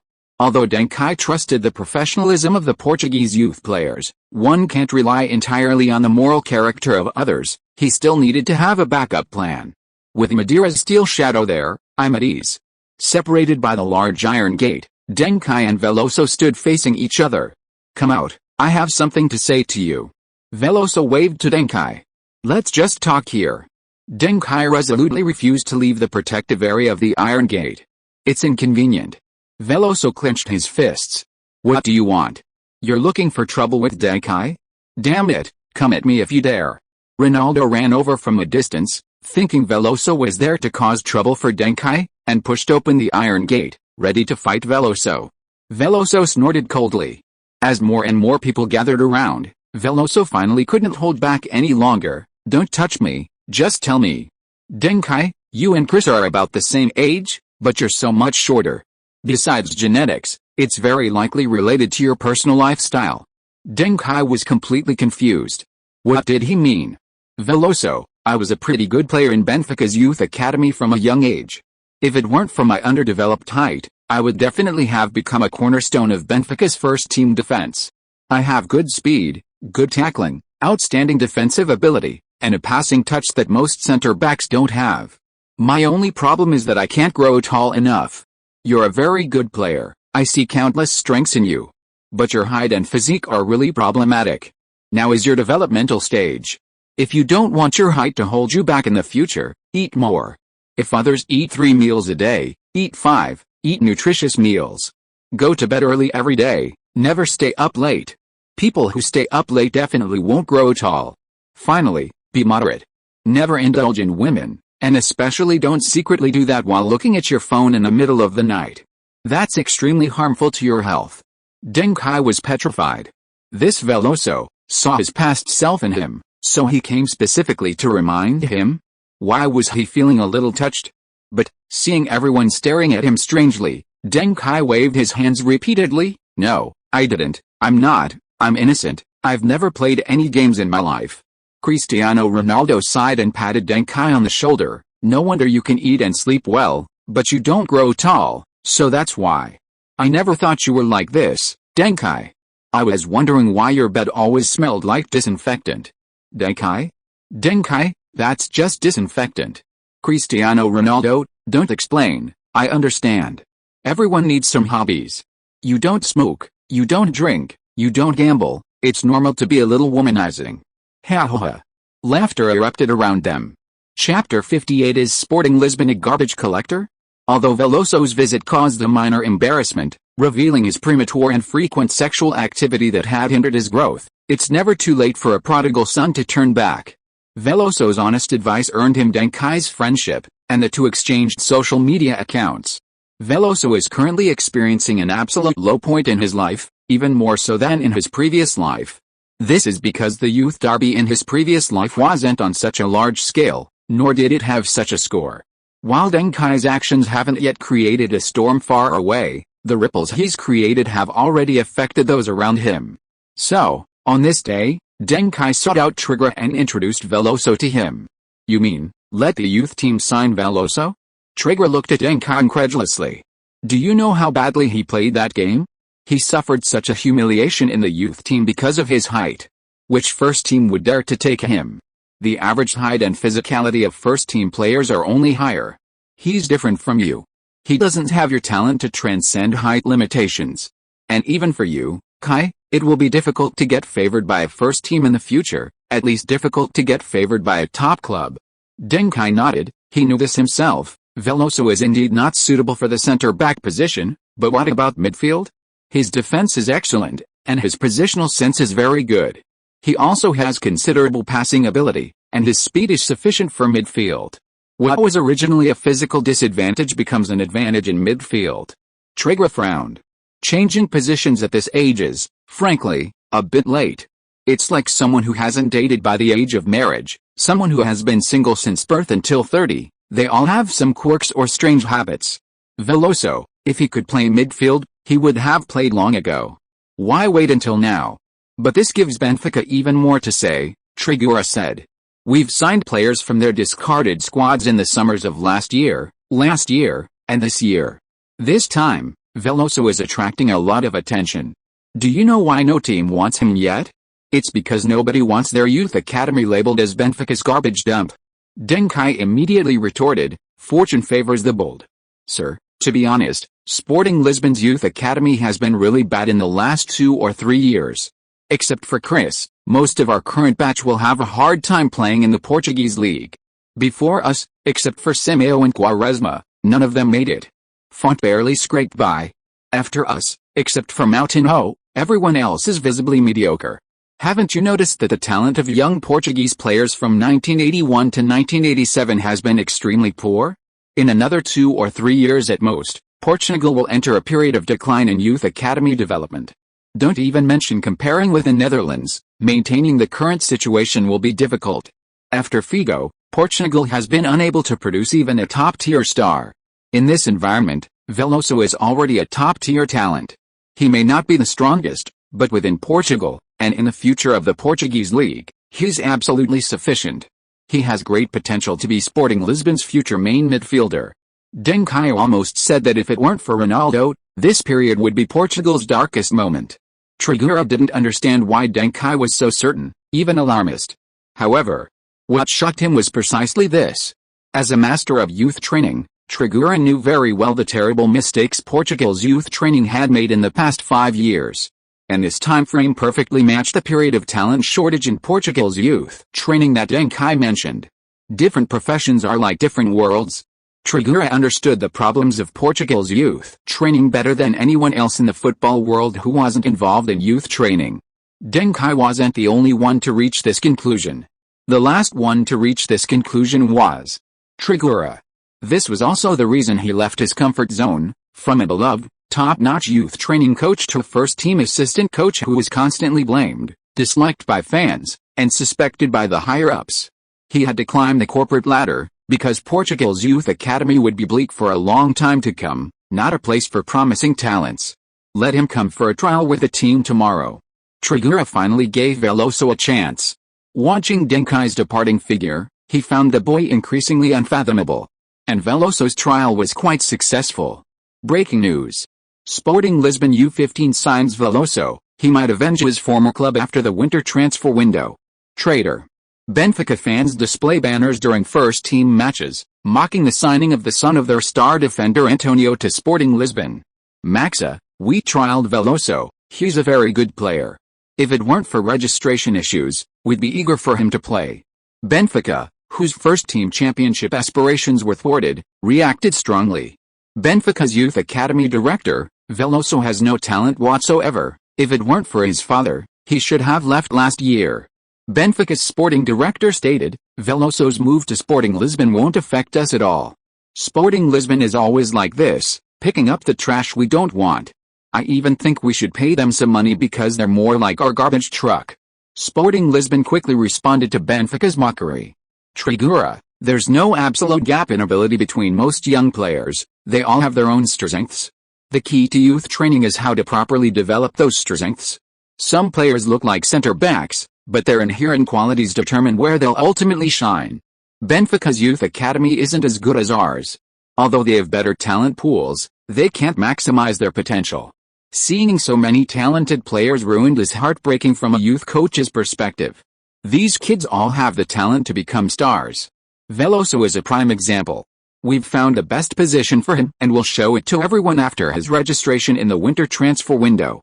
We also hope that discerning parents will send their talented children to Sporting Lisbon. We may not be able to turn them into stars, but if we can't, Benfica certainly can't. This highly charged topic further ignited the already heated Portuguese football news. Everyone was eagerly awaiting the winter transfer window. Because then, everyone would know which youth academy was truly stronger, Sporting Lisbon's or Benfica's. This is the first real clash between the two youth training systems at their core. Its impact is far greater than a single U15 match. Both are profiteering businesses. If you say my player development ability is inadequate, aren't you cutting off my livelihood? Cutting off someone's money is like killing their parents. This is an irreconcilable feud. One of us will inevitably be hurt. P.S. Fellow readers. This week is our last week on the new book chart, which is perfect timing. This week we've been featured on the homepage and in our category, practically the best recommendation for a new book, bar none. We've also found the right place. All that's missing is the right people. Let's push the new book chart. If we break into the top 15 this week, we'll add 3 extra chapters upon release. If we break into the top 10, we'll add 6 extra chapters upon release. If we break into the top 3, we'll add 10 extra chapters upon release. Currently, we've already updated 7 chapters, thanks to the generous donation from reader Hao Xianming. Chapter 59 The Final Battle of Turin. The rivalry between Sporting Lisbon and Benfica over their youth academies has been making headlines. However, both teams also face other challenges. Benfica is under pressure from their first team in the title race. They're neck and neck with Porto, but the initiative lies with Porto. Sporting Lisbon's U15 team faces Torino's U15 team in their final group stage match of the UEFA Youth League. Sporting Lisbon has 6 points, Torino 7, again giving Torino the upper hand. Torino was once an undisputed powerhouse in Serie A, but after the Superga air disaster, they never recovered, entering a period of decline. 3 years ago, in the 1995-1996 season, Torino was relegated to Serie B. This year, they have a strong chance of promotion. Coupled with the rise of their youth team, Torino shows signs of a resurgence. Sporting Lisbon, having previously lent their first-team stadium to their youth team, saw the youth team, energized and even defeat the strongest team in their group, Feyenoord, while also selling a large number of tickets, reaping both fame and fortune. Turin's management was thus tempted. Before the match, they applied to UEFA to move the stadium to their first team's home ground, the Muner Stadium, with a capacity of nearly 30,000. UEFA highly praised this exceptional move. This year's UEFA Youth League was an unprecedented success, with participating teams showing unprecedented support. Although the group stage wasn't even finished, UEFA had already confirmed that the Youth League would continue. Many top clubs also approached UEFA to discuss obtaining entry qualifications for the Youth League. Munich Stadium. The referee blew the whistle for halftime. Both sides had performed only moderately in the first half. Ronaldo and Quagliarella each had a couple of good plays, but neither could change the score. If the match continues like this, then Sporting Lisbon will be out of the knockout stage. In terms of raw strength, Sporting Lisbon is slightly weaker than Torino, but the gap isn't huge. Cristiano and Quagliarella both have the ability to decide the outcome. However, besides them, there's another player who can, which is why more people are optimistic about Sporting Lisbon in this match. Not only because they're in hot form recently, but also because of their midfield maestro, Deng Kai. This player is known as the Football Kaiser by Lisbon fans. He's put up an impressive 3 goals and 2 assists in 2 European matches. However, Deng Kai's performance in this match was quite mediocre. He was completely neutralized by Torino's midfield. That's right. Deng Kai was neutralized. And the reason is, he's a typical right-footed player. During the pre-match press conference, Torino's coaches shared their analysis of Duncan. We acknowledge that Duncan is an excellent midfielder. His passes are quick and aggressive, but highly effective, easily tearing apart any defense. However, we've analyzed all his threatening passes in the league and European competitions. Over 94% of them are with his right foot. We will limit his right-footed passing, which will be key to our victory. As it turned out, Torino's coaching staff's analysis was correct. Throughout the first half, Duncan only delivered one threatening pass, a through ball to right winger Marcelino on the same side. A right-footed pass. His usual most effective and threatening passes, crosses from the right wing directly over the top to the center or even the left, were absent even once. This is why Ronaldo's performance in the first half was slightly inferior to Quagliarella's. He could only receive passes from left-back Araújo behind him and then dribble to challenge Torino's defenders, unable to fully utilize Duncan's passes to showcase his off-the-ball movement and speed. 15 minutes later, the second half resumed. Deng Kai tried to position himself closer to the center, but it was largely ineffective. Torino focused on defending against Deng Kai's right-footed crosses to the left. As for Deng Kai's right-footed through balls to the right wing, Torino ignored them. This was because Sporting Lisbon's Marcelino on the right wing was far less threatening than Chris on the left. He had good ability to reach the byline, but his crossing ability was poor. His ability to cut inside and shoot was even worse.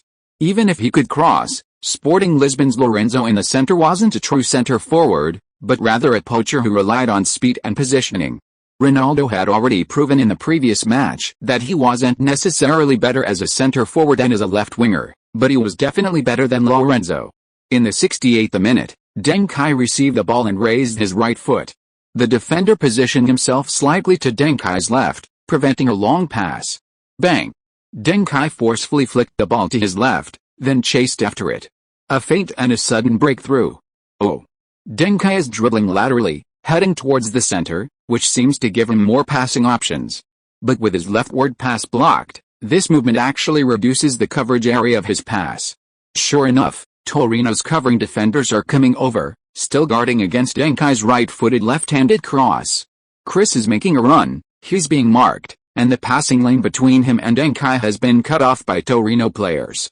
Hey, Marcelino's making a good run. He's accelerating on the right wing, he's in a wide open space. It would be perfect if Deng Kai could pass the ball there now. But that's difficult. From our vantage point, we can see Marcelino, but Deng Kai's position might not be able to see him. Even if he does, his current body posture makes it impossible for him to pass the ball to the right. That's the limitation of right-footed players passing, unless Deng Kai can pass with the outside of his foot. Like Sporting Lisbon U17 star player Quaresma, his outside of the foot pass can handle this situation. Bang! Deng Kai chipped the ball with the outside of his foot, the ball bypassing the defender and flying towards the right wing. The commentator was stunned. Deng Kai can use the outside of his foot. The Torino coach was stunned. This wasn't in the intelligence. In all the previous matches, Deng Kai had never used the outside of his foot to deliver a key pass, not even once. But this pass, with its power, speed, curve, and accuracy, was quite good.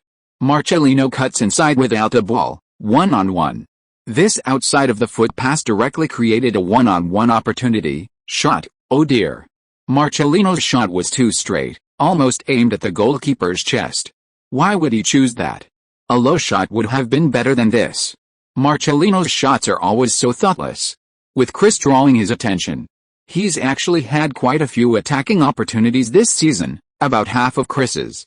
But in terms of goals, he doesn't even have a quarter of Chris's. What a waste of Deng Kai's exquisite outside of the foot pass. Chapter 60, a stroke of genius. Sporting Lisbon missed their chance, so Torino had to seize it. In the 79th minute, Deng Kai tried the same tactic again, dribbling laterally. However, the opponent anticipated his move, intercepted the ball, and launched a counter-attack. Quagliarella received the ball and, under double pressure, unleashed a long-range shot, earning a corner. Quagliarella then won the resulting corner, heading it just wide of the post. Quagliarella tugged at his hair, lamenting his bad luck. But everyone could see that Quagliarella and Torino were improving, at least better than Sporting Lisbon. Deng Kai promptly communicated with midfielder Semedo, centre-backs Angelo and Manuel, urging them to pay closer attention to Quagliarella, even resorting to fouls if necessary. Subsequently, the informed Quagliarella was indeed contained. In the 86th minute, the game was nearing its end. Deng Kai had the ball on the right flank, but with no passing options, he could only dribble laterally again. The opponent pressed him. This time, Deng Kai was smarter. He used his body to block the opponent, and then got fouled. A whistle blew. Free kick. After Sporting Lisbon took a tactical free kick, the ball came to Deng Kai's feet again. Deng Kai was now in the middle, facing his right. This meant his right foot could cover the entire left, center, and right of the attacking third, maximizing his passing threat. Bang! The Torino midfielder rushed towards Deng Kai before he could pass, fouling him. This time, the referee showed a yellow card and warned the Torino player. Another free kick. This time, it was within shooting range. Ronaldo stepped up to take the free kick. After preparing, Ronaldo's free kick went over the goal by a meter, hardly high quality. It was about the same quality as his free kicks in his later years. It was somewhat heartbreaking. After all, his knuckleball free kicks in his prime were so powerful. Time continued to tick, and the score remained 0-0. If the match ended like this, Sporting Lisbon would be eliminated from the UEFA Youth League by Torino, just 1 point behind. 6 points is hardly a good result for a third-place team in the Youth League group, meaning their chances of advancing are slim. 90 minutes later, the fourth referee announced 2 minutes of added time. The second half was generally quite fluid. Torino's home advantage probably also contributed to the reduced time by 1 minute. Torino fans were very satisfied with the added time. Meanwhile, Messi was complaining to the fourth referee, saying that their players had been fouled several times, and if he didn't add 5 minutes, he shouldn't ever set foot in Lisbon again, otherwise he wouldn't be able to get out. The fourth referee contacted the main referee via walkie-talkie. The main referee showed Messi a yellow card. In the 92nd minute, Deng Kai again had the ball on the right wing. With the game seemingly about to end, Torino players rushed in, hoping to either keep the ball or a player. Neither way was a loss. But Deng Kai anticipated Torino's mindset, knowing they were going to come up. A right-footed backheel flick evaded the opponent.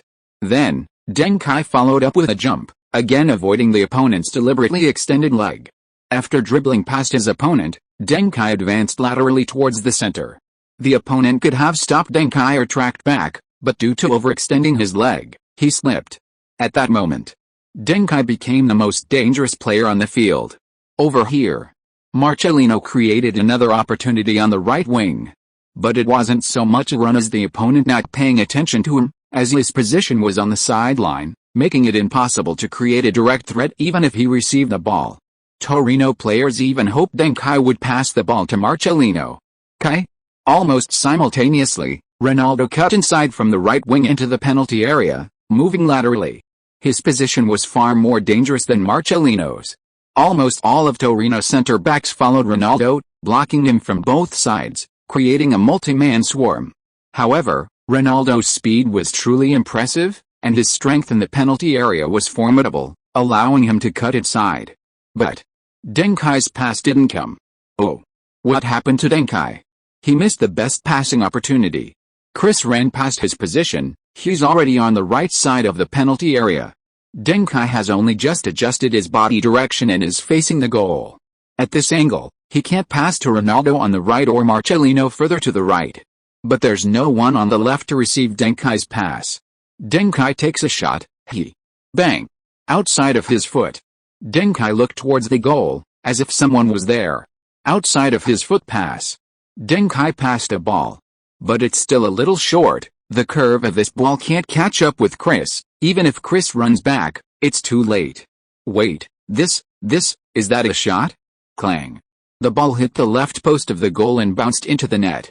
Deng Kai's world-class shot from outside the penalty area. Outside of his foot. The stadium fell silent instantly. More than 20,000 Turin fans didn't even understand what had happened. But Deng Kai understood. He simply didn't have the angle to pass, and by the time he found the angle, Ronaldo had already run past him.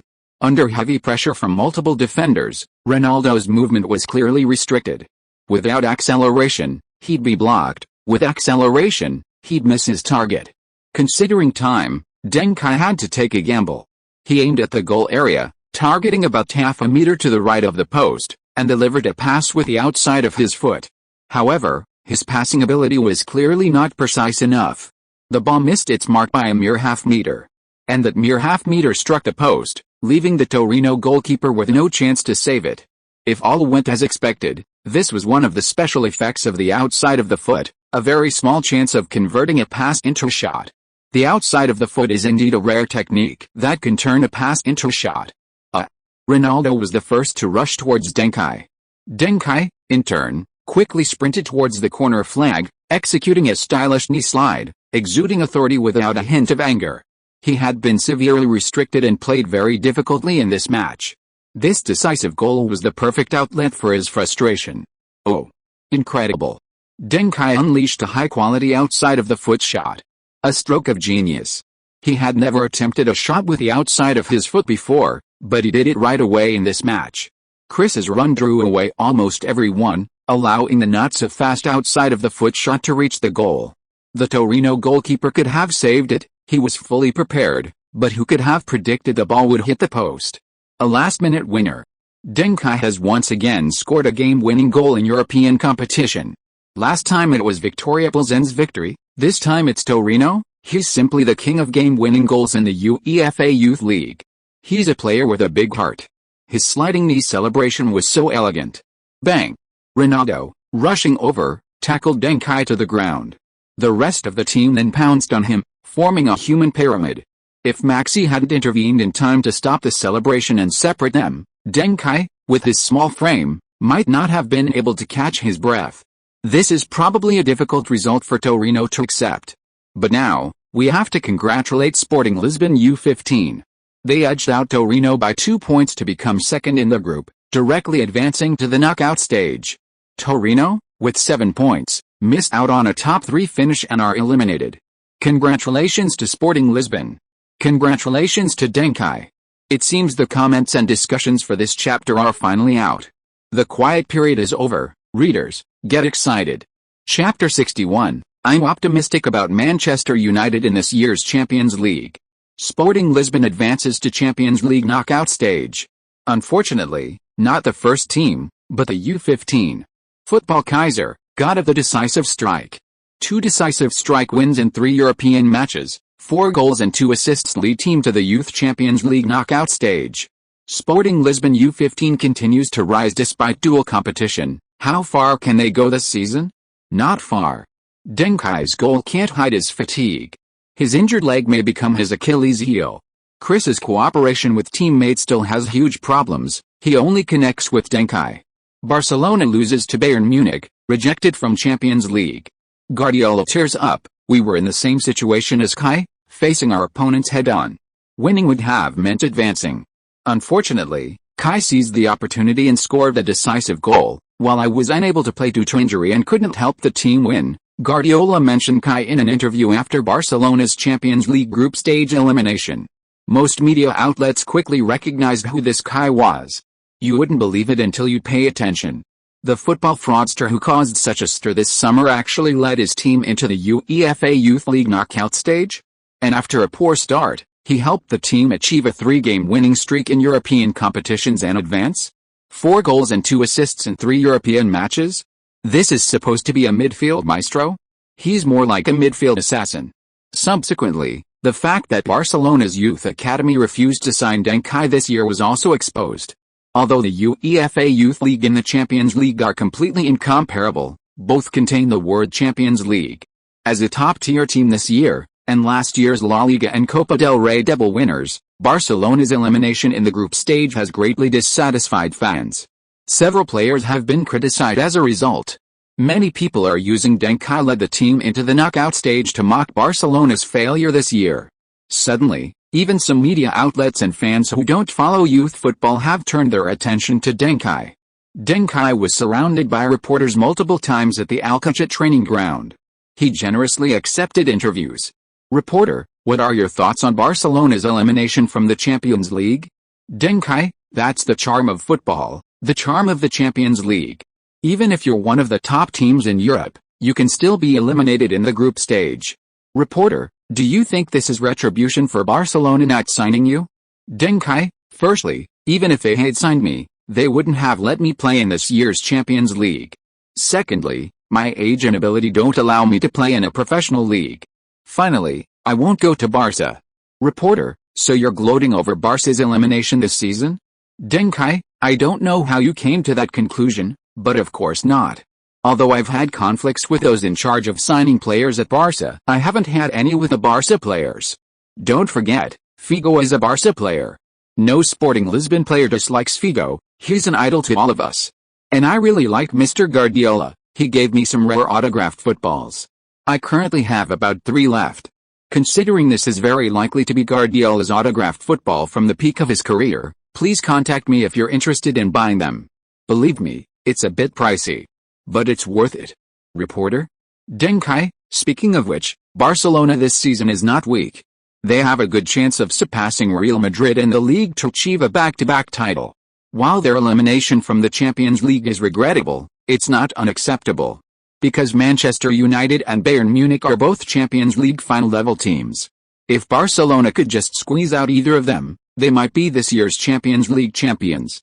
Losing in such competition is not shameful. Deng Kai launched into a tirade. The reporter, however, became excited. Ha ha ha. This kid clearly hasn't done many interviews, he just started spouting nonsense. Bayern Munich is one thing, they've already returned to the top of the Bundesliga. But Manchester United, last year, Manchester United's King Cantona suddenly announced his retirement, and the team was disheartened. This year, their performance in the league has been quite poor, at one point falling to around 10th place in the Premier League. A team like that has no competitiveness in the Champions League. Not just Manchester United, but the entire Premier League lacks competitiveness in the Champions League. Yet now some kid is claiming Manchester United is a Champions League finalist? Who else would they be fooled if not him? Reporter, if Bayern Munich and Manchester United are both Champions League finalists, does that mean you think they'll both reach this year's Champions League final? Other reporters around glanced at the questioner and silently shook their heads. Such poor manners. To fabricate a story for a 13-year-old? Then they realized, oh, it's a reporter from the Born newspaper. That makes sense. Bora's commentary has always targeted Deng Kai. It's said this is related to Bora's management's discrimination against Asians. Of course, Bora doesn't admit to this. Deng Kai, seemingly oblivious to the hints given to him by other reporters, replied, yes, I think they can both reach this year's Champions League final. The reporter from the Bora newspaper almost burst out laughing. So, between Bayern and Manchester United, who do you favor? In other words, who do you think will be this year's Champions League champion? Deng Kai raised an eyebrow and confidently stated, of course, Manchester United. This time, the Bora reporter laughed out loud. Which Manchester United players do you like? Deng Kai said, I like them all, but if you're talking about this year, Beckham, Sheringham, Solskjaer. This time, even the other reporters became curious. Being able to name those 3 didn't seem like someone who didn't understand football. But precisely, mentioning those 3 names this year made him seem somewhat ignorant about football. Yes, it was that complicated. Sheringham and Solskjaer were Manchester United's substitute players. Such players wouldn't have many fans, and even if they did, they were mostly older fans, the kind of players who were less knowledgeable about football. Deng Kai's liking of them meant he had been following Manchester United for a while. However, Beckham, it must be admitted, he's very handsome and achieved fame at a young age, wielding enormous influence among teenagers. But in the recently concluded World Cup, Beckham became England's villain, a public enemy. His deliberate kick after being fouled by Argentina's defensive expert Simeone earned him a red card, which many believe was the main reason for England's elimination from the World Cup. His fans also turned into his enemies overnight. Is Deng Kai living in a village without internet? Looking at the bored reporter who kept jeering, Deng Kai frowned. Do you find this funny? Do you find what I said funny, or do you find Manchester United ridiculous? Bored reporter, both are funny. What, are you angry? Has reaching the Champions League knockout stage, I mean the U15 Champions League, made you so arrogant? Deng Kai shook his head, staring coldly at the reporter. If you find me funny, that will be my motivation. After the season, I'll shut you up with trophies, so you'll never laugh again. If you find Manchester United funny, that will also be Manchester United's motivation. After the season, Manchester United will shut up those who mocked us with trophies, so you'll never laugh again. Not just the Champions League, but the league, the FA Cup. I'm rooting for Manchester United. Manchester United isn't the strongest football club, but this year's Manchester United is the best. Remember this, if anyone asks, remember to tell them. Manchester United is number one, I said it. Similarly, Sporting Lisbon's youth academy may not be the best in Europe, but this year, Sporting Lisbon U15 is going to be number one. Number one, understand? Deng Kai finished speaking and turned around with a flourish. The Sporting Lisbon fans around him quickly reacted and chanted, number one. Number one. Number one. Cristiano Ronaldo, who had been waiting next to Deng Kai for his interview, even shouted, Manchester United is awesome. Sporting Lisbon is number one. Go to hell with the boring newspaper. You guys are idiots. Click click click. This scene was recorded by the media present, compiled into video and article, and appeared in the Manchester Evening News. Although the monthly votes didn't reach the standard for an extra chapter, Peach can feel everyone's support. Thank you everyone. Extra chapter. If you are listening to this novel on a channel other than Fanfic World, it means it was downloaded and re-uploaded without effort. We warmly invite you to visit our channel, Fanfic World. There you will find the original version of this story and many other novels of various genres. We look forward to seeing you dive into a world of incredible novels. Chapter 62 The Truth Comes Out. The Manchester Evening News. Manchester United fans stand up to the media, shouting Manchester United is the best. Football Kaiser favor Manchester United. Is Duncan, the 13-year Red Devils fan, finally admitting his mistake?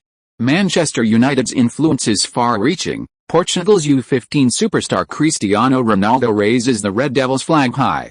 As a Portuguese journalist, my advice for Manchester United's youth academy signings, Cristiano Ronaldo and Duncan. Immediately, Manchester United fans flocked to search for information on these two young players. What they found brought tears to their eyes. When did these two kids go blind? Even the most die-hard Manchester United fans wouldn't dare say the team could win either the league or the Champions League this year, let alone a treble. Who gave those two kids the courage? Love them. But compared to the Manchester Evening News excitement, other English media outlets were somewhat lukewarm. 442, treble? How ridiculous. This season in the Premier League belongs to Arsenal. The Champions League belongs to Juventus, Bayern Munich, Real Madrid, and Inter Milan. 442's professionalism is on full display. At the other extreme, the infamous English tabloid The Sun seized on the key point. Chris lives with Duncan. Boys this age are going through puberty, and overly intimate contact could affect their future sexual orientation. Of these two reports, The Sun's garnered more attention and successfully went viral. 442 must be devastated. Some media outlets even actually asked Duncan if he still liked girls. To this, Deng Kai replied, that still earned me the last shred of respect for your journalistic profession. Is the editor-in-chief of The Sun an only child without brothers? Or a wild species without a father or grandfather? I wonder if his father, grandfather, brothers, or younger brothers influenced his sexual orientation. Chris is my most reliable teammate on the field. Off the field, He's my best friend in life. Our friendship will continue. Faced with such rude interviews, Ronaldo never answers, focusing all his attention on training. However, Deng Kai still found the page in Ronaldo's diary where he said Chris is my best friend. Ronaldo had cut out the newspaper and pasted it into his diary. Deng Kai shook his head. It was just a casual remark, he didn't expect someone to take it seriously. Afterwards, Deng Kai went to look through his own diary. It was full of interviews about him defeating Ronaldo and outshining him. Ronaldo, you have to keep it up. My future status in football depends on you. On December 8th, Sporting Lisbon welcomed a league match, a home game against Calderon. Relying on Ronaldo's goal and assist and Deng Kai's assist, the team won 3-1. On December 14th, Sporting Lisbon visited Alwica and stole 3 points with a 4-0 away victory. Ronaldo scored twice, and Deng Kai provided another assist. With this, Deng Kai climbed to the top of the Portuguese U15 league assist charts. Meanwhile, Ronaldo continued his meteoric rise as the top scorer, widening the gap with second place. The small Sporting Lisbon U15 team surprisingly possesses two such talented players. They have gradually become one of the focal points of Portuguese football media. Deng Kai also gained a blue-level player skill after each match in Torino and Alwica. Scalpel pass, your through pass ability is slightly improved. Cross from the wing, your crossing ability from the wing is slightly improved. These are both standard skills, further enhancing Deng Kai's passing ability, but neither brings about a qualitative change. He seems to have entered a bottleneck period, needing to accumulate experience before a qualitative leap can occur. On a gloomy training day, a sudden commotion erupted outside the training ground. Before Deng Kai and the others could even see what was happening, Maxa pulled Deng Kai and Ronaldo aside and mysteriously led them through the locker room and basement, leaving the training base. He took them directly to Trigura's house. The television in Trigura's house was broadcasting a news report. The Portuguese Anti-Gambling Association has cracked a gambling case today. This was originally a routine case in a lower-level league, but with the confessions of the perpetrators, things seem to have taken a new turn. That is, Cristiano Ronaldo, the rising star of Sporting Lisbon's youth academy and top scorer in the U15 league, may be involved. Currently, the Anti-Gambling Association, the Portuguese Football Federation, and the Lisbon local police have launched a joint investigation. Madeira police have notified Cristiano's brother, Hugo, to assist in the investigation. As for Cristiano, with the assurances of Sporting Lisbon, he will also assist in the investigation. Ronaldo was stunned. One of the criminals in the footage was the friend who had instigated his brother to gamble. These people are truly scoundrels. They start making baseless accusations as soon as they're caught. I need to know what really happened. Trigura said gravely. A professional player should never be associated with gambling. Chris, I believe in your character. But I also know something must have happened. Deng Kai, I heard you were there the day Hugo came to see Chris? Deng Kai nodded. Trigura continued, the criminal's confessions include statements about Hugo colluding with Chris in gambling. The police have found the participants who placed the bets, and they have all confirmed it. We're in a very passive position. If the worst happens, we might have to give up on Chris. Ronaldo's face turned pale with fright. Because being abandoned by the club in this situation meant no other club would want him. Ando's experience was still fresh in his mind. Ronaldo didn't want to be without a club at such a young age. He still had to repay his hard-working parents. He couldn't imagine how he would face his parents and siblings if he couldn't earn a lot of money in the future. He was the hope of his entire family. He carried the entire future of his family on his shoulders. I really didn't. Ronaldo cried like a child. The last time Deng Kai saw Ronaldo cry like this was probably during the upcoming European Championship final when Ronaldo was injured and forced to leave the game. It's okay, Deng Kai comforted Ronaldo, then looked at Trigura and said, Hugo did come to see Chris, and he really did want to get information. Deng Kai told Trigura the whole story. Trigura and Maxa were completely dumbfounded. This move was so brilliant. If what Deng Kai said was true, then Chris was definitely fine. Hugo might be fined for buying unlicensed betting tickets, but the amount wouldn't be too high, that's all, not even a criminal record. Beep beep beep. Trigura's phone rang. Listening to the other person's words, his expression changed from sunny to cloudy. This is too much? They're being irresponsible. If they have a problem, they can come at me. Why drag a child into this kind of conflict? Trigueiro argued with the other person for a few minutes before hanging up. Sporting Lisbon had been plagued by internal strife for years. Trigueiro is an important figure on the ruling faction. But another faction had come on strong this year, wanting to seize power. Cristiano Ronaldo and Maximo Marquez are achievements of Trigueiro's faction. They want to use this incident to bring down Trigueiro and the entire upper echelon behind him. Therefore, they will try to get the club to drop Ronaldo, solidifying his involvement in match fixing, regardless of the truth. What? A pity? No, for these people, if it's not their own talent, ruining him is no loss. So, before the truth even came to light, the head of Sporting Lisbon's development planning department gave an interview to the media, stating, "Sporting Lisbon has zero tolerance for this kind of thing. We will deal with Cristiano Ronaldo seriously. Please rest assured, not only Cristiano Ronaldo, but anyone who has helped him in this matter will be dealt with severely, without leniency." In an instant, a massive wave of criticism crashed down on Ronaldo. The media barrage was devastating, and the whole world seemed to turn grey. Chapter 63 is Deng Kai the gambling tycoon? Benfica's management, who had previously suffered because of Ronaldo, seized the opportunity to kick him while he was down. First there was Andoa, now there's Cristiano. One person's bad behavior is a problem, but when a group of people are bad, it's clearly a problem with their environment. I suggest the Football Association thoroughly investigate Sporting Lisbon. They might uncover some serious issues. Following this, related news continued to emerge, with Ronaldo facing widespread condemnation, standing against the media for the first time in his life. Even though Deng Kai repeatedly assured Ronaldo that there would be no problems, Ronaldo's mental state remained near collapse. Ronaldo's mother also came from Madeira to stay with Deng Kai. Some troublemakers tried to threaten Ronaldo at Deng Kai's house, but the superiority of the Chinese community in this regard became apparent. The vast majority were kept out of the community. This is why Ronaldo and his mother stayed at Deng Kai's house. Sporting Lisbon's rising star Cristiano may be involved in match fixing. Sporting Lisbon officials say they will seriously deal with Cristiano. Another Andoa? Cristiano has ruined his life? If Chris was involved in gambling, what about his best friend Deng Kai? Ironclad evidence. Witnesses claim to have seen Deng Kai and Chris dining together. Witness, they were arguing, seemingly about winning or losing. I think they were discussing gambling. Solid evidence.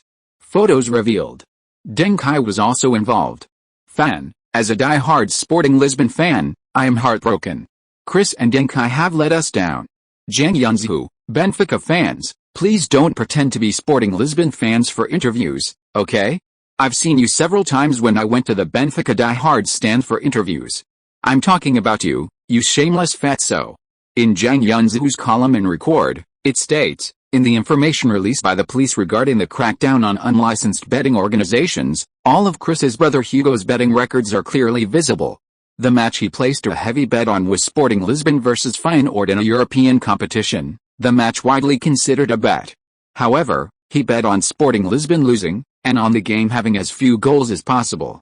3 goals or less, he could probably make a profit. 6 goals or less, he wouldn't lose too much. If he really communicated with Chris, and Chris really used his status as a player to participate in betting, then why did Sporting Lisbon win that match? And it was a huge victory. The biggest victory so far this season. Chris and Deng Kai, whom you say participated in betting, contributed 2 goals and 3 assists and 3 goals and 1 assist respectively. From the second half onwards, Chris and Deng Kai exerted their strength, helping the team go from behind to leading, causing Hugo's heavy bet to fail. From the 60th minute onwards, Sporting Lisbon could have completely stopped attacking, which would have allowed Hugo to still make a profit. If Sporting Lisbon hadn't attacked from the 70th minute, Hugo wouldn't have made a profit, but at least he wouldn't have suffered a huge loss. But what happened?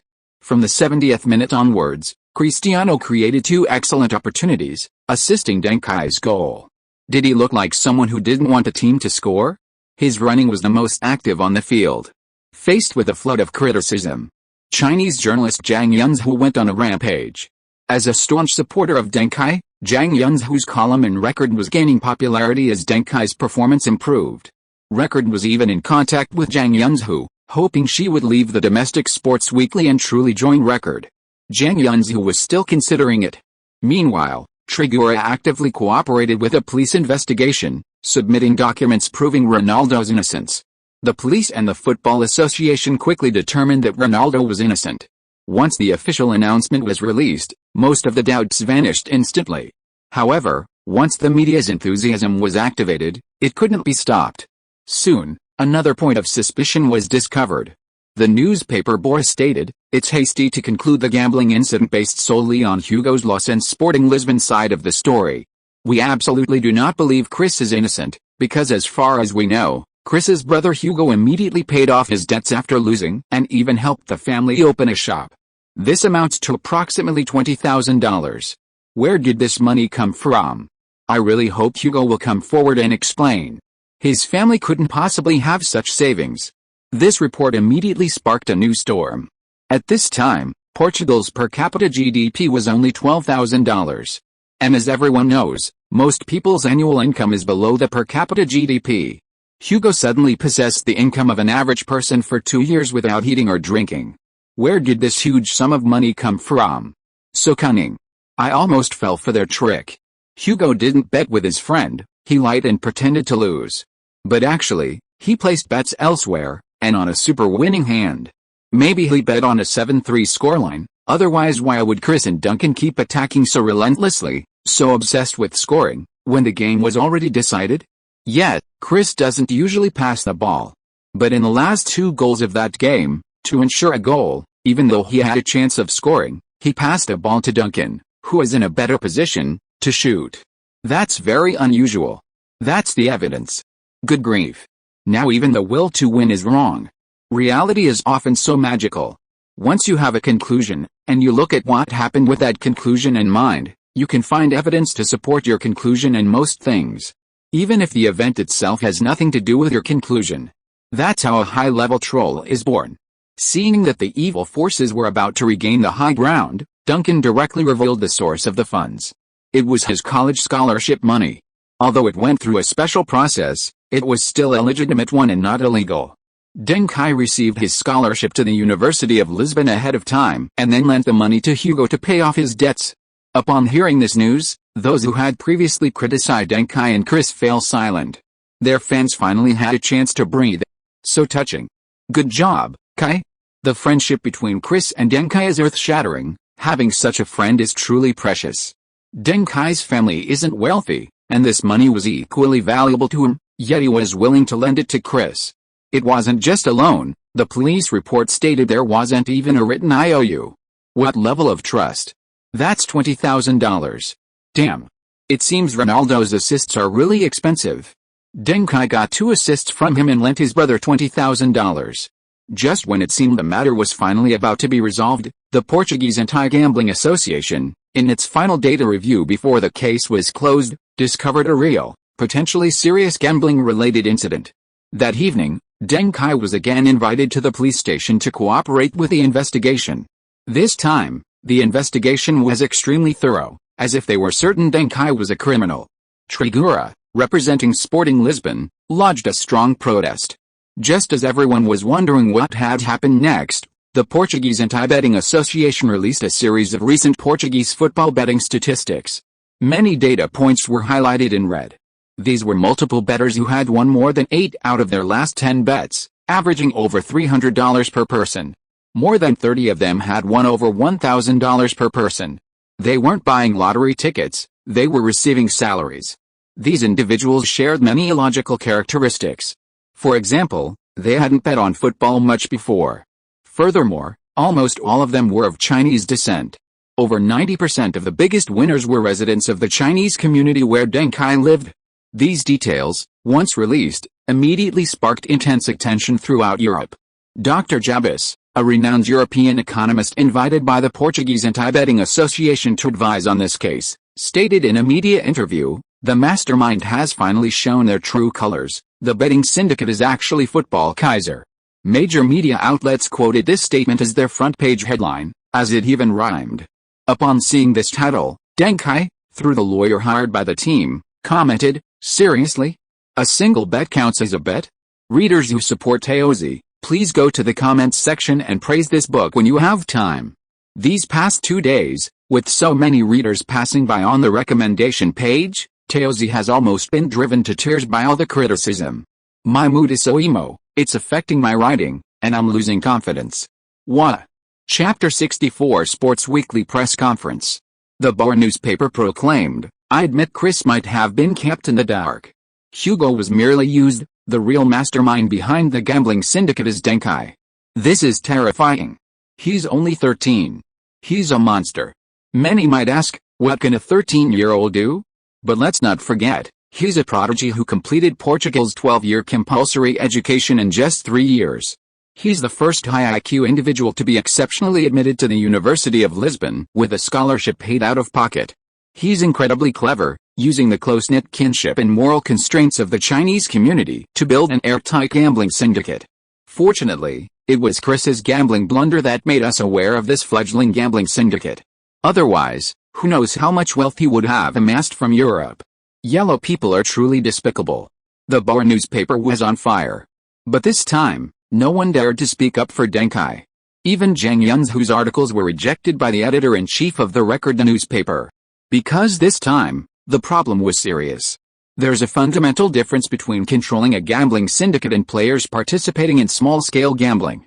Once the evidence is conclusive, whether Deng Kai is 13 or 3, he'll definitely go to jail, and his time there won't be easy. What? Juvenile protection laws? Human rights? Don't be ridiculous. All special laws in the Western world only protect capital. If you have money, it's hard to go to jail. If you have money but still go to jail, it only means that someone richer than you wants you to go to jail. That's all. Privately contacting others to gamble is serious for the football world, but it doesn't have much impact on the rest of Europe or the world outside of football. Sentencing is rare. At most, it's a temporary suspension or expulsion from the local league. Lifetime bans are very difficult. But once you're involved in large-scale, organized, disciplined, and purposeful gambling, the charges are different. It's a serious economic crime. Even if you escape Europe, others will continue to hunt you down. Do you know Interpol, Kai? What exactly happened? I'm under a lot of pressure. I might not be able to handle it. You need to be prepared. The club has temporarily suspended me. I'm sorry. Looking at the messages from Trigra, Deng Kai felt that this guy was still reliable. But unfortunately, Trigra had other people above him. Even with such a big matter, Trigra was powerless. Sigh. Sister Yunzhu, I have something I'd like to ask you for help with. Deng Kai dialed Zhang Yunzhu's number. After listening to Deng Kai's words, Zhang Yunzhu's palms were sweating. Are you sure you can do this, Deng Kai? Deng Kai, sis, after listening to what I've told you, you know I'm definitely okay, right? I know this will make things difficult for you. But to be blunt, do you really think they were just targeting someone who might be involved in gambling? No, they're targeting a person of Chinese descent. My name, my blood, my skin, my hair. If it weren't for these things, the public opinion wouldn't be like this, the investigation process wouldn't be like this. You've seen more of the world, you should know this better than I do. Besides, consider yourself. You're already a fairly well-known journalist in Europe, but what about in China? Without doing something earth-shattering, it'll be hard for people in China to recognize you. 10 years from now. Are you satisfied with just being a category editor? Believe me, if this case succeeds, you'll have a lot of confidence when you compete for editor-in-chief. This is indeed helping me, but it's also helping yourself. And, haven't you been waiting for an opportunity to introduce Chinese players like me, who play in Europe, to fans in China? I think we don't need to wait anymore.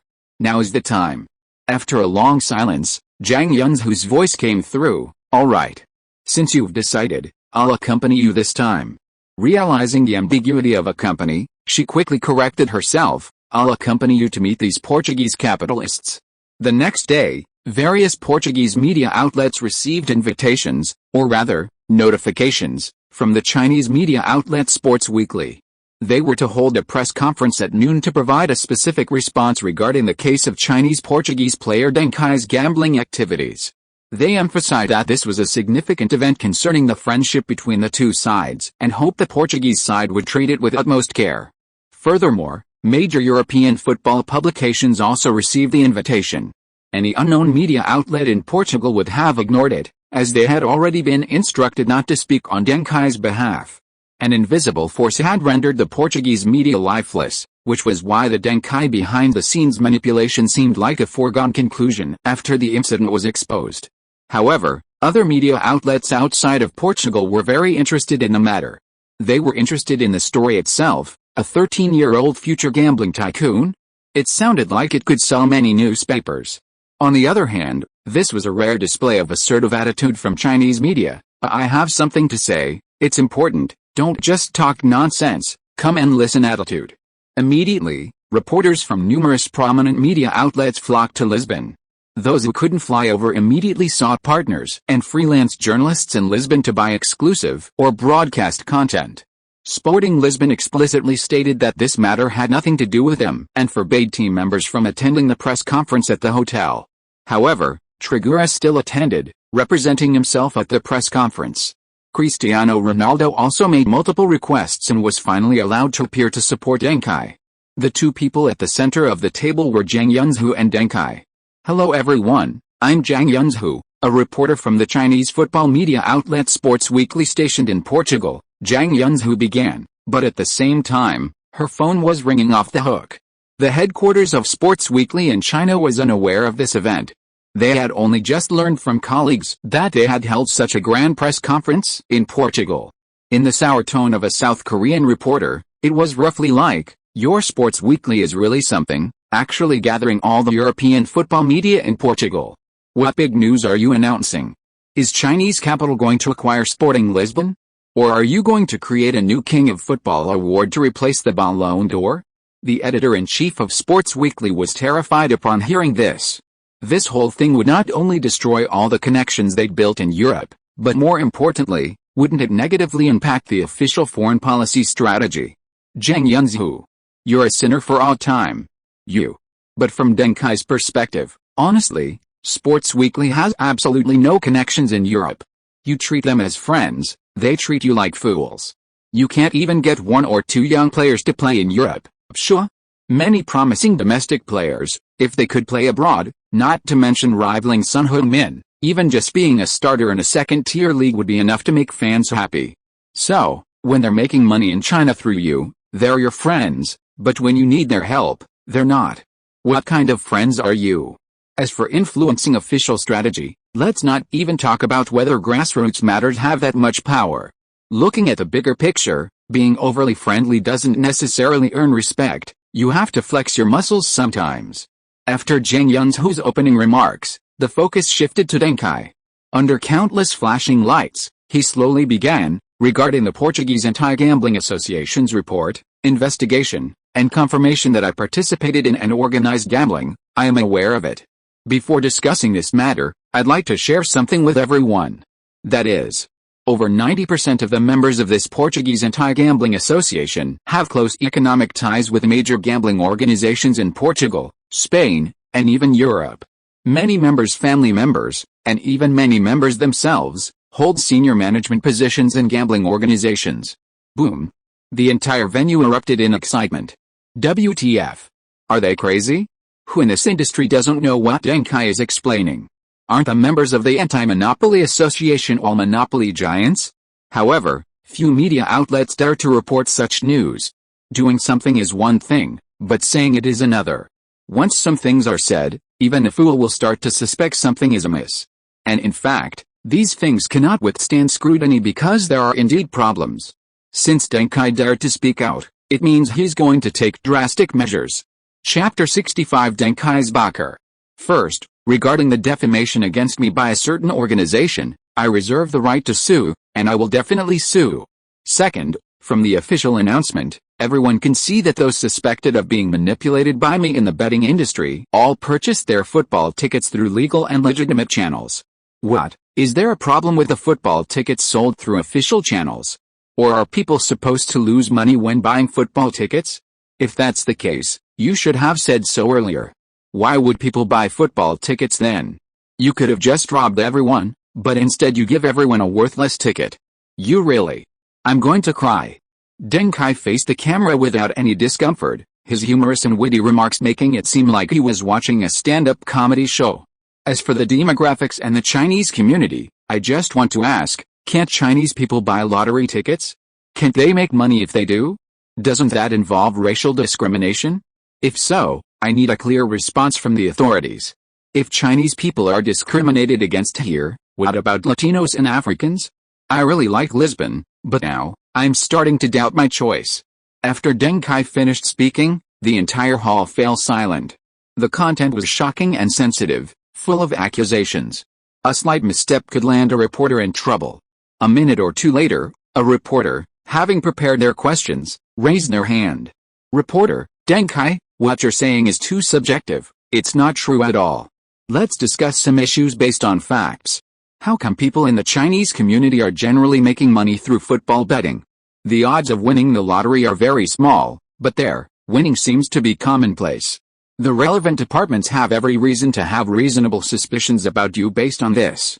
Deng Kai glanced at the reporter's nameplate and laughed. So you're a reporter from the Board Daily. If you start with slander, I'm not curious anymore. It's your normal procedure. The racism issue I mentioned earlier is very clearly reflected in your newspaper. I've already collected evidence and compiled all sorts of outrageous statements you've made over the past 10 years. While suing the Anti-Betting Association, I'll also sue you. Don't worry. The Board Daily reporter's face stiffened. Deng Kai continued, as for your question, it's simple. Everyone can check the specific betting details of these winning tickets. Forget it, I'll just tell you directly. What I'm about to tell you is something every fan who wants to buy Portuguese football lottery tickets needs to listen to carefully, because I'm going to tell you a secret to making money. That is, no matter what match, bet on Sporting Lisbon U15 to win. That's why those lottery fans who were said to have won unusually well made money. They bet on my team, and they won. As everyone knows, we Chinese have a very strong sense of unity. When a football genius like me appears among us, there's no doubt that everyone will support me wholeheartedly. They will cheer for every match I play. They will tell me outside the Al-Kachit training ground to play well, that I am their pride. They will greet me warmly when I return to my community.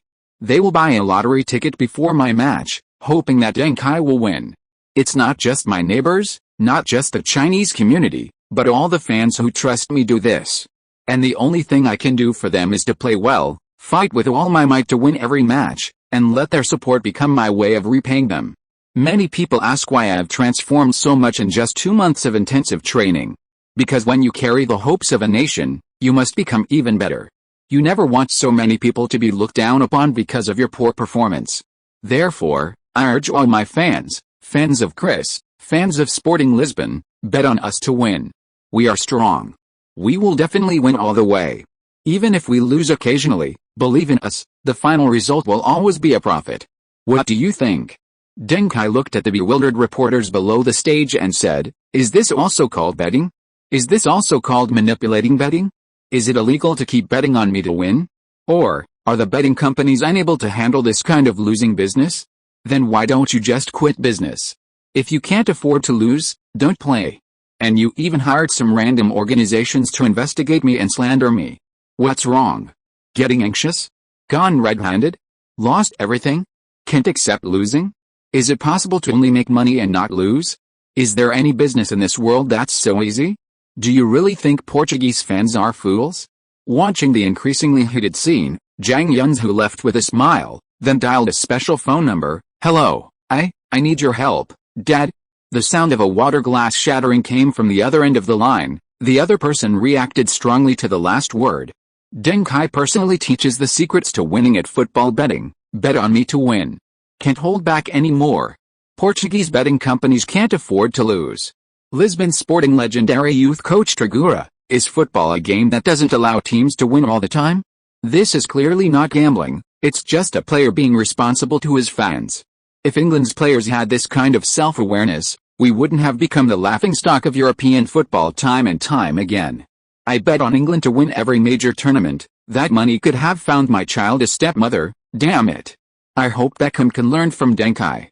I'm not upset that my money betting on England to win the World Cup went down the drain. I just hope the England team can go further. Sir Alex Ferguson, I have to admit, I'm starting to admire this player named Deng Kai.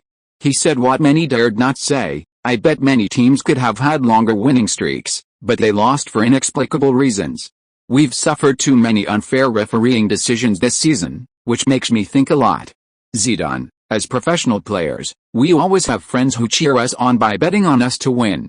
My best friend sent me a lottery ticket before the World Cup started, betting on us to win. which became one of my motivations during the games. I have to live up to everyone's support. If Deng is betting, then am I betting too? Guardiola: of course we know that betting on football results in more losses than wins, but if betting companies think that way and retaliate against those who win, then I think the nature of the matter changes, and the meaning of betting on football disappears. I support Deng. The public outcry was immense. On one side were ordinary Deng fans who made money by betting on him to win. On the other side were betting companies that hadn't even lost money yet, slandering Deng. People easily choose their side. Even media hype can't change that. Deng Kai became an overnight sensation, a well-known figure among European betting fans. Many didn't know him, had never seen him play, but would still bet on him to win. The betting industry is one of the key forces supporting the development of European football. Many teams' main sponsors are even betting groups. If people abandon betting, the losses to European football will be enormous. A 5 to 10 year setback in the economic level of European football would be easily achieved. Therefore, UEFA must maintain fans' confidence in betting, and they need to create several special cases of huge profits every year. But now, betting fans' confidence has been hit unprecedentedly. Some believe that Deng Kai should be dealt with harshly, convicted, and imprisoned. If he can't play, Deng Kai's claims about keeping everyone betting on them to win are meaningless. But this proposal was rejected. This made the Portuguese Football Federation realize that Deng Kai might not be a rootless drifter who can be bullied. He has powerful backing. He has deep connections. Chapter 66 Golden Globe Awards Ceremony. Acquitted. Over 5,000 fans lined the streets outside Lisbon Police Station to welcome Deng Kai after his cooperation with the investigation. A hero widely recognized by Portuguese fans, Chinese-French player, Deng Kai. Others play football to generate income for themselves, he plays football to generate income for the fans. A Chinese-French football prodigy is so powerful, he was almost framed and blacklisted by European betting groups. He's called the Football Kaiser by European football. Zhang Yunzu brings you a long interview with the Chinese-French superstar Deng Kai. Sports Weekly Special, Absolute Superstar, Chinese-French prodigy, Deng Kai. In China, overnight, the name Deng Kai resounded throughout the country like thunder. Sports Weekly went crazy, not only placing Deng Kai's photo at the press conference on the front page of its issue, but also simultaneously releasing a special edition, reporting in full on Deng Kai's achievements in Portuguese youth football this season. Such blatant advertising forced many fans who didn't believe the news to accept it. In recent years, there have been several news reports of Chinese-French players shining in European football, but most of them were false. Therefore, people are generally cautious about such news. Major newspapers won't report on it without confirming its authenticity. The fact that Sports Weekly published its front page and special edition this time undoubtedly indicates that it has specific information about Deng Kai and has been tracking him for a long time. This is causing headaches for football, Sports Weekly's rival and currently the largest football publication in China. They know nothing about Deng Kai. Their connections in the domestic football scene are far stronger than Sports Weekly's. Their international connections are also wider, but they operate through high-level channels, dealing with top clubs. Sporting Lisbon was originally beneath their notice. Now that Deng Kai has become a sensation in China, football needs to follow up to generate traffic, so they have no choice but to. Their advantage lies in their deeper connections with overseas players like Yang Chen and Fan Ziyi, both of whom are quite successful figures among players playing in Europe. Football Magazine, Frankfurt star striker Yang Chen, I only recently learned of Deng Kai's name. His nickname is Football Kaiser, just like Beckenbauer. A player with such a title is no ordinary person. Football Magazine, Crystal Palace player Fan Ziyi, of course I know Deng Kai. Manchester United's Ferguson really likes Sporting Lisbon's Chris, and Deng Kai is one of Sporting Lisbon's U15 stars, on par with Chris. Talented players of their caliber, if they develop smoothly, will likely start their professional football careers at top clubs. Suddenly, Deng Kai became increasingly popular in China. Sports Weekly also took the opportunity to announce their Wahaha Team project. Sports Weekly, next January, the Wahaha Team, jointly established by Sports Weekly and numerous domestic football schools, will travel to Europe to train and compete against the youth training teams of various clubs. Confirmed opponents include the Bundesliga team Schalke 04 youth team, the Eredivisie team PSV Eindhoven U15 team, the Premier League team Everton U15 team, the Serie A team Sampdoria U15 team, and the Portuguese powerhouse Sporting Lisbon U15 team.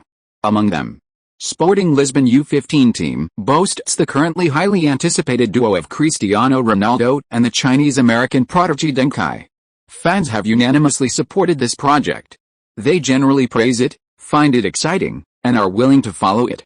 Deng Kai has also gradually become a daily topic of discussion among domestic fans. Deng Kai is awesome. He almost overturned the gambling dens overseas, haha. Football Caesar, what a badass name. What's this? Have you ever seen Deng Kai's goal celebration? Vini vidi vici, I came, I saw, I conquered. So cool. Holy crap. The guy upstairs actually has a video. Can you give me a copy? And sweet. Super cool. I love Deng Kai's celebration moves the most. Is this Deng Kai real? Is he really that awesome? Remove the as part. He's the top assist provider in the Portuguese U15 league. PFFT, only 11 assists. Youth team games have more goals anyway. He's followed by several players with 9 or 10 assists. Nothing special. It's that Chris who's got something, 24 goals. There's a big gap between him and the others. Hell, ignorance is bliss. Deng Kai let those guys win for 2 months, okay? Wow. Is that cool? 4 goals and 2 assists in 3 UEFA Youth League matches, isn't that amazing? Chris only managed 3 goals and 4 assists in 6 matches.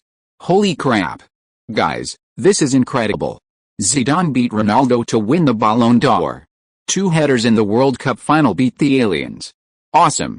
Not only the Ballon d'Or, but the FIFA World Player of the Year award is probably Zidane's too. Next year, Ronaldo will definitely take it back, just wait. Amidst the commotion, the news of Zidane winning the Ballon d'Or with this year's World Cup trophy swept the globe. This is also the first time in his career that he has won the Ballon d'Or.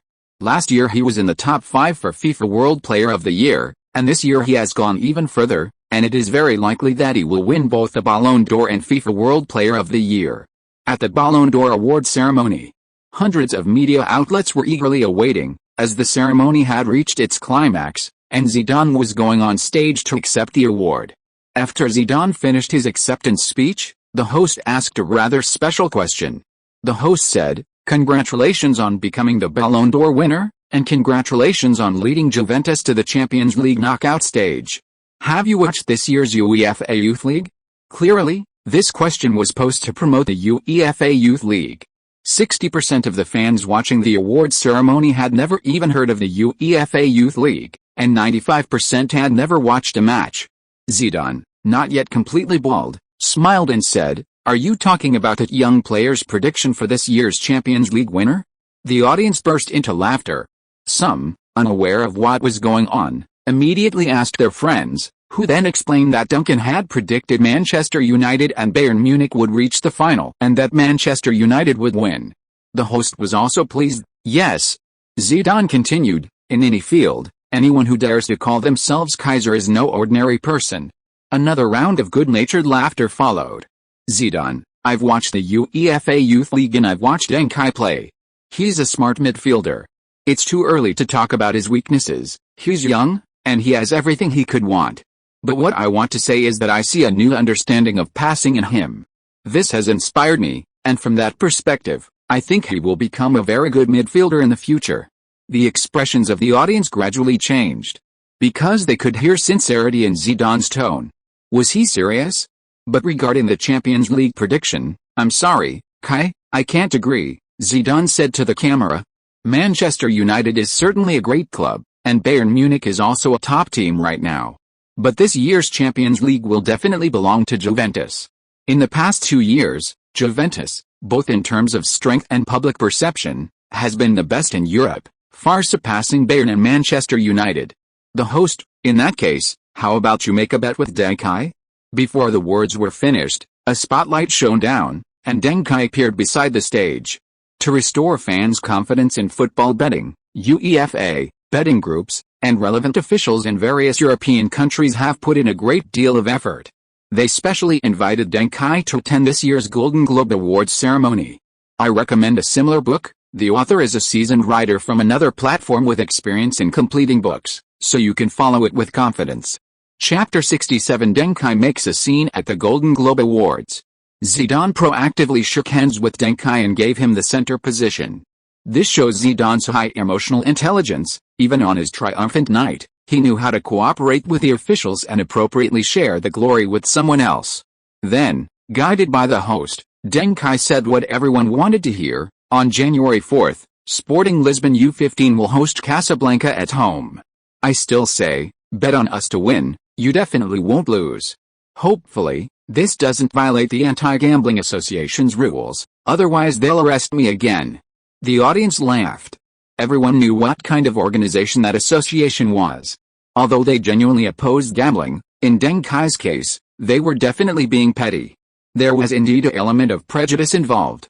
The host said, since we're on the topic, let's explain for Deng Kai. He absolutely, positively did not participate in gambling, because if he did, the Portuguese betting companies would be in trouble. He accurately predicted that Croatia would win third place in this year's World Cup. Wow! The audience erupted in uproar. What was going on? Was it true? The host then recounted the events. During the police investigation, they confirmed Deng Kai's innocence. However, they also discovered something else. Deng Kai had indeed placed bets on football matches and made a fortune. But at that time, Deng Kai hadn't joined any football club, so betting wasn't illegal. Besides, it was the World Cup. Anyone who dared say betting on the World Cup was forbidden would have their global influence and value reduced by 30–50% without a problem. Who would dare bear that loss? Deng Kai took the microphone. That's right, I've been interested in football since I was a child. I pay attention to the strength and level of various teams and national teams. This is also part of my training. Judging a player's ability, their playing style and characteristics, their form, team tactics, overall strength, strengths and weaknesses, these are all things that a midfield core player, and indeed every player, should train for. Only through long-term training, making this kind of thinking a visceral reaction, can we make the right choice in critical moments. I believe that not only me, but so many excellent stars in the audience, and this year's Ballon d'Or winner, my idol Zidane, also possess these excellent qualities. Everyone laughed heartily. Their respect for Deng Kai grew considerably. This is a smart young player. If he makes a name for himself in the future, no one would be surprised, because it certainly won't be accidental. Zidane began, if that's the case, then why do you think Manchester United and Bayern Munich are final-level teams this year, while Juventus has reached the Champions League final for 3 consecutive years? Deng Kai shrugged, but that's the crux of the matter. Perhaps this is hard to accept, but second place is the biggest loser in football. It certainly signifies strength, but it also means you've lost the most important match. That's a huge blow to a team's morale and confidence. The laughter in the audience instantly subsided. Was this something to say? Zidane's heart skipped a beat, and he began to put on a serious face. So what do you think Juventus will achieve in the Champions League this year? Deng Kai wasn't afraid of Zidane. This man had a bad temper and liked to put on a stern face, but as long as you had a point, he was actually willing to communicate. Because he was essentially a smart man, if we don't face Manchester United and Bayern Munich, Juventus can go all the way. Clap clap clap. Sir Alex Ferguson in the audience applauded enthusiastically. Ronaldo, in the audience, expressed his dissatisfaction and raised his hand to take the microphone. He currently plays for Italian giants Inter Milan, and in the previous draw, Inter Milan's opponent in the Champions League quarter-finals was none other than Manchester United. Ronaldo, kid, I don't know if you know me, but I want to tell you, Juventus won't be facing Manchester United, because Manchester United will be eliminated by us, Inter Milan. Such unexpected situations often add interest to live broadcasts and greatly boost viewership. Even the stars in the stadium were cheering. Normally, who would care about the predictions of a teenager? But at this moment, in this situation, they took this young man's assessment very seriously. Truly, a man is a boy until he dies. Faced with this unexpected situation, Deng Kai remained remarkably calm. He laughed and said, I believe there's no one in the world who doesn't know Ronaldo, the alien. You are the best striker in football today, without a doubt. My best friend, Cristiano Ronaldo, was once bullied by other younger players because he shared your name. Ronaldo, I apologize for that. Perhaps he could consider changing his name. Deng Kai, yes, he thought so too, but I don't think it's necessary. I call him C. Ronaldo now, and I believe people will remember that name in the future. Ronaldo, It seems you have a lot of confidence in your friend. Deng Kai, indeed. I don't even want him to give up the letter C and be simply called Ronaldo. Because that would mean that the memory of you, Ronaldo the alien, would fade from many people's hearts. Ronaldo swore this was the best joke he'd heard all year. You mean he'll replace me? Cristiano Ronaldo? Deng Kai shook his head. The alien status in football is irreplaceable. No one can. You, Zidane, Roberto Carlos, Bergkamp, Rivaldo, Batistuta, Owen, every superstar is irreplaceable. But Ronaldo's future rival in football isn't you. Zidane was curious. Then who is it? Deng Kai said, time. It's our common enemy. Of course, Deng Kai actually meant ghost shooter Beckham. His career goal tally is a mystery, roughly summarized as always one more than Ronaldo, which is absurd. The slightly awkward atmosphere instantly erupted in applause. Time. Everyone thought Deng Kai was going to awkwardly praise his partner. Unexpectedly, the scope opened up immediately. Zidane shook his head helplessly, saying, it seems you do have a good relationship with your friend, and he may indeed be very talented. But kid, there are too many geniuses and excellent players in this world. Your words today might bring him a lot of pressure and trouble. Deng Kai nodded, that's exactly what I hope to see. I know him, he can withstand any pressure. External doubts and misunderstandings will only make him stronger. Zidane looked at Deng Kai, are you talking about him, or about yourself? Deng Kai smiled mysteriously, then looked at Ronaldo, I haven't answered Mr. Ronaldo's question yet. I like you very much, and I like Inter Milan very much, but going forward, any team that faces Manchester United in the Champions League will be eliminated. Ronaldo laughed angrily, just because Manchester United is the Champions League champion you predicted? Deng Kai nodded. At this moment, the host handed the microphone to Sir Alex Ferguson again. In this situation, it was time for him to bring this impromptu performance to a climax.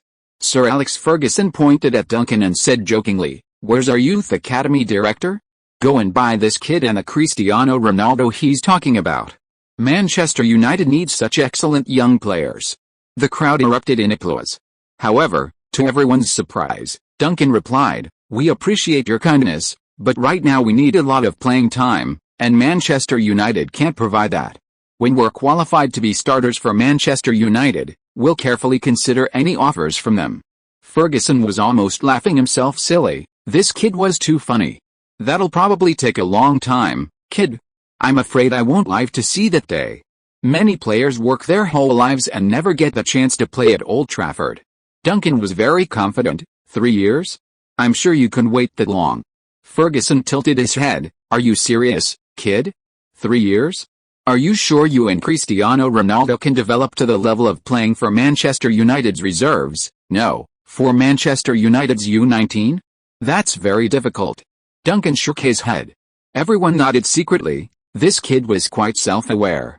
Judging from their current performance, consistently shining and never faltering, they might be able to enter the reserve team of a top club in 5 years. 3 years? Absolutely not. However, Deng Kai said, not U19, not the reserve team, but the first team, and a starting player. The entire audience was stunned. Thanks to readers 47,963, 22,284, 36,415, and others for their generous donations.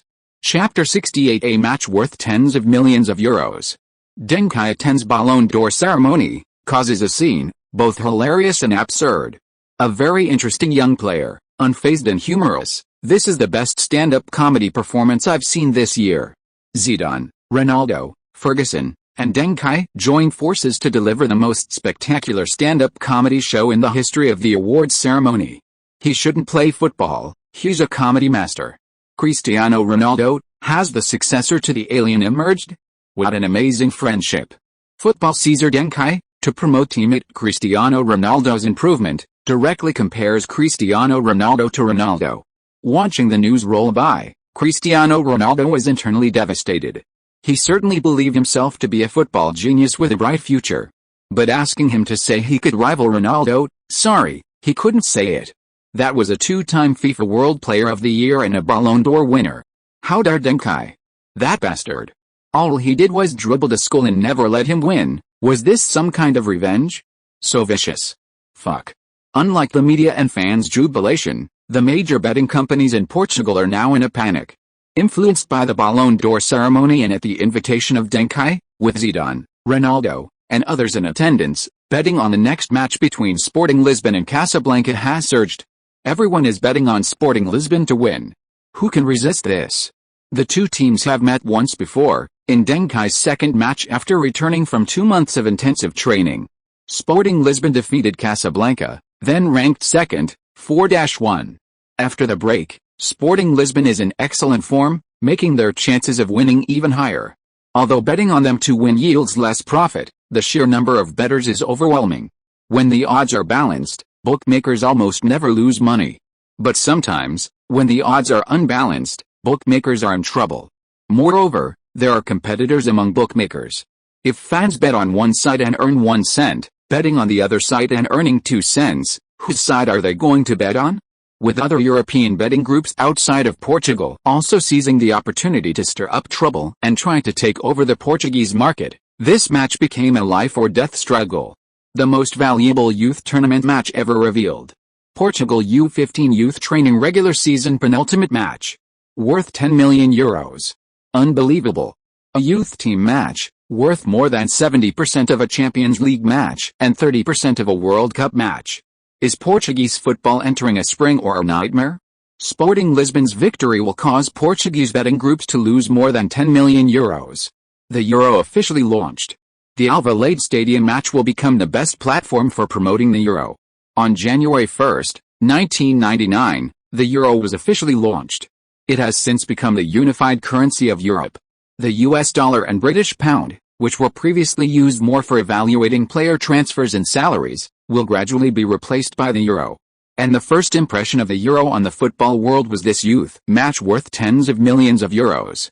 Sporting Lisbon finally felt just how much trouble this rising star, Deng Kai, could cause. For the first time, they sold all the tickets for the Alvalade Stadium at the regular first-team ticket price. This is something the first team hasn't done in a long time. The revenue from this match almost covered Sporting Lisbon's entire expenditure on youth players this season. On the day of the Ballon d'Or awards ceremony, Sporting Lisbon's U15 team played, defeating Qatar Sport 3-1. Cristiano Ronaldo scored a goal. Duncan did not attend the match because he attended the Ballon d'Or ceremony. January 4. The highly anticipated match finally arrived. This match was also a direct battle between Sporting Lisbon and Casablanca for second place in the region. The winner would become the second-place team in the region and directly advance to the North-South Division. Considering that this was also the penultimate match of the regular season, this was almost Sporting Lisbon's last chance. Because it was close to the winter break, and some leagues had already entered their winter break, there were many high-profile guests attending the match. Club owners, coaches, and star players were all present. Even the Portuguese league title race didn't have such a lineup. Before the match began, Trigueira appeared in the locker room and repeatedly emphasized the importance of unity to the young players. In his words, as long as you are united enough and do your job well, even if you don't have any statistics, you are excellent. The young players understood this principle. However, as they headed to the players' tunnel, Deng Kai, walking at the back, pulled Ronaldo aside and told him, "Ronaldo, do you know, sometimes a player only needs one masterpiece to become famous? For some players, highlight moments are their job, while for others, their job is to create highlight moments." Ronaldo seemed to understand Deng Kai's meaning and nodded. He wanted to cherish every opportunity even more today. The whistle blew, and the match officially began. Both teams of young players were incredibly excited. For the first 5 minutes, the intensity of the match far exceeded everyone's expectations. Many fans in the stands even thought they were watching a Portuguese league match. In this fast-paced competition, one side would inevitably fall behind first. Then, the leading side would gradually gain control of the game. Players who could break the deadlock in such intense competition were of particular interest to all the major clubs. Players who can open the scoring and finish off opponents in the final moments are far more valuable to a team. In the 7th minute, this player stepped up. Deng Kai has the ball, he's controlling the tempo, calling for his teammates to slow down. Deng Kai's an excellent midfielder with a great overall view. It seems he thinks Sporting Lisbon is stronger than Casablanca in terms of raw power, and that playing fast-paced is a disadvantage, so he wants to slow the pace. He had already been adjusting his teammates' rhythm, and Sporting Lisbon's passing game started to shift back. But whether they can slow down depends on whether Casablanca's players agree. If Casablanca continues their high-intensity pressing, Sporting Lisbon will find it hard to stay out of the fray. Oh, a through ball. Deng Kai suddenly plays a through ball. Beautiful. It's a surgical through ball. He deceived everyone. Sporting Lisbon's slowed pace was just an illusion. Deng Kai launched the cleanest and most decisive counter-attack with his through ball. This pass tore apart Casablanca's midfield and defense. Chris has emerged. He's so fast. He and Deng Kai have perfect understanding. One-on-one. Cristiano Ronaldo. He scored 9 one-on-one goals in the league this season, making him the king of one-on-one in the U15 league. His one-on-one is incredibly reliable. Can he showcase his shooting skills once again? Goal. 1-0. Cristiano Ronaldo. No, let's shout his new name. See. Ronaldo. At the Albalade Stadium, the home fans chanted in unison, "See Ronaldo." Ronaldo reached out and called for Duncan to come and celebrate with him. The two ran towards the corner flag, leaped high, and turned in mid-air. The fans who knew them joined in the chant, "See Ronaldo." This chapter is really out of place. Ronaldo missed a lob shot. What a pity. Keep up the good work. A miraculous comeback in the World Cup. If you are listening to this novel on a channel other than Fanfic World, it means it was downloaded and re-uploaded without effort. We warmly invite you to visit our channel, Fanfic World. There you will find the original version of this story and many other novels of various genres. We look forward to seeing you dive into a world of incredible novels. Chapter 69, a representative work of CD. Here I come, I'm in form. I feel like I'm bursting with energy. The ball is behaving like crazy today. I feel like it's become my other foot. Cristiano Ronaldo is incredibly excited. He's a typical big game player. He quickly proved his words were true. Just 2 minutes later, Ronaldo received a pass from teammate Araujo on the wing and went on a mad dash down the left flank, leaving the defenders who were chasing him tumbling over. Overtaking, cutting inside, creating space, long-range shot, goal. All in one fluid motion. A brace. Everyone in the stands couldn't help but applaud his spectacular solo performance. Casablanca decisively chose to mark Ronaldo. But Ronaldo still managed to create 2 more scoring opportunities on the wing, especially the second one, which resulted in a yellow card for the opposing defender. In the 19th minute, the active Ronaldo even made a steal in the attacking third. He passed the ball to Deng Kai and made a forward run. Deng Kai met the ball head-on with a shot. Casablanca's center-back blocked the ball with his body. The ball flew back to Deng Kai. Deng Kai, without stopping the ball, delivered a lobbed pass. Cristiano Ronaldo, making a forward run, chested the ball down past Casablanca, the center-back. Casablanca's goalkeeper rushed out. The ball, however, had already slipped from Ronaldo's chest to his shin. Before the ball could continue its descent, Ronaldo used his leg to propel it forward, sending it flying into the net. My God.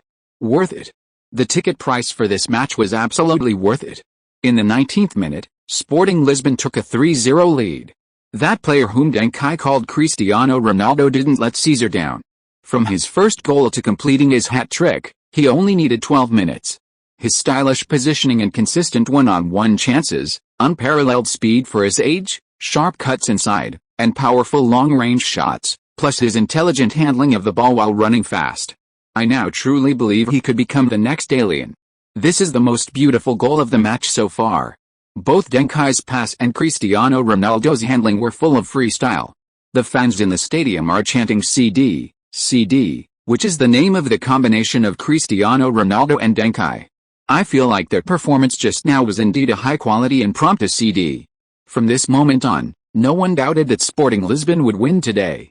The only question was, how many more goals could they score? In the 23rd minute, Sporting Lisbon went on a rampage. Cristiano Ronaldo was making frantic demands on the left, in an excellent position, but surrounded by lurking defenders. Deng Kai, watching Ronaldo, took a outside of his foot. The ball flew towards Marcelino on the right. He was in an even better position than Ronaldo. Marcelino dribbled a couple of steps, then, without trying to score, delivered a cross of decent quality. Lorenzo leaped high, but he was far shorter than the opposing center-back. The opposing center-back cleared the ball outside the penalty area during the header. Bang! The next moment, the ball shot in again, nestling into the net. The fans erupted in cheers. Caesar. Caesar. Caesar. Deng Kai met the ball at the edge of the penalty area with a powerful volley, a world-class strike under the Black Panthers' hunting instincts, finding the back of the net. The score: 4-0. The entire stadium was buzzing with excitement. But on Casablanca's side, the players, blinded by defeat, started playing aggressively. This time, Deng Kai truly slowed down the pace, protecting his teammates. Only then did Casablanca manage to turn the tide slightly. In the 39th minute, Casablanca launched their only truly threatening attack so far. A cross from the wing found the advancing attacking midfielder, who swept the ball across the right side of the penalty area. Sporting Lisbon's defensive midfielder, Semedo, who had rushed back to defend, touched the ball and sent it into his own net. An own goal. Casablanca pulled one back. They then played even more aggressively. At this point, even if Deng Kai wanted to pick up the pace again, he was struggling. This is the awkward position of a midfielder. Being able to control the tempo is excellent, but being able to re-establish it is even more crucial. Re-establishing the tempo isn't just about blindly passing and dribbling forward. You need to motivate every player to attack, to let them know when to push forward. Deng Kai couldn't do that yet. Ultimately, the first half ended under Casablanca's relentless pressure. During halftime, Deng Kai communicated with his teammates, clarifying the team's strategy: continue attacking. Although his ability to make adjustments on the field was lacking, he was able to regain control of the team during the halftime break. Some less skilled coaches can only exert influence on their teams during this period. More skilled coaches, however, can clearly change the course and outcome of the game through substitutions and sideline instructions. Back to the match. In the 49th minute, Deng Kai made a sliding tackle to intercept in midfield, then launched a long ball to Ronaldo on the left wing. Ronaldo was completely on fire, successfully dribbling past his marker again, penetrating the inside, and winning a corner kick. Sporting Lisbon midfielder Sergio took the corner. Ronaldo, using a feint to shake off his marker, leaped high and headed the ball into the net. He completed his fourth goal. At this moment, many scouts in the stands couldn't contain themselves. They started reviewing Ronaldo's foul repeatedly, and unanimously wrote in their recommendations: he has the potential to be a superstar, extremely likely to appreciate in value, I recommend signing him immediately, followed by their suggested purchase price, ranging from €200,000 to €1 million. Don't think this is cheap. At this stage of a small ball transfer, even tens of thousands of euros are not cheap. Many players in the top 5 European leagues are valued at only €1 or €2 million.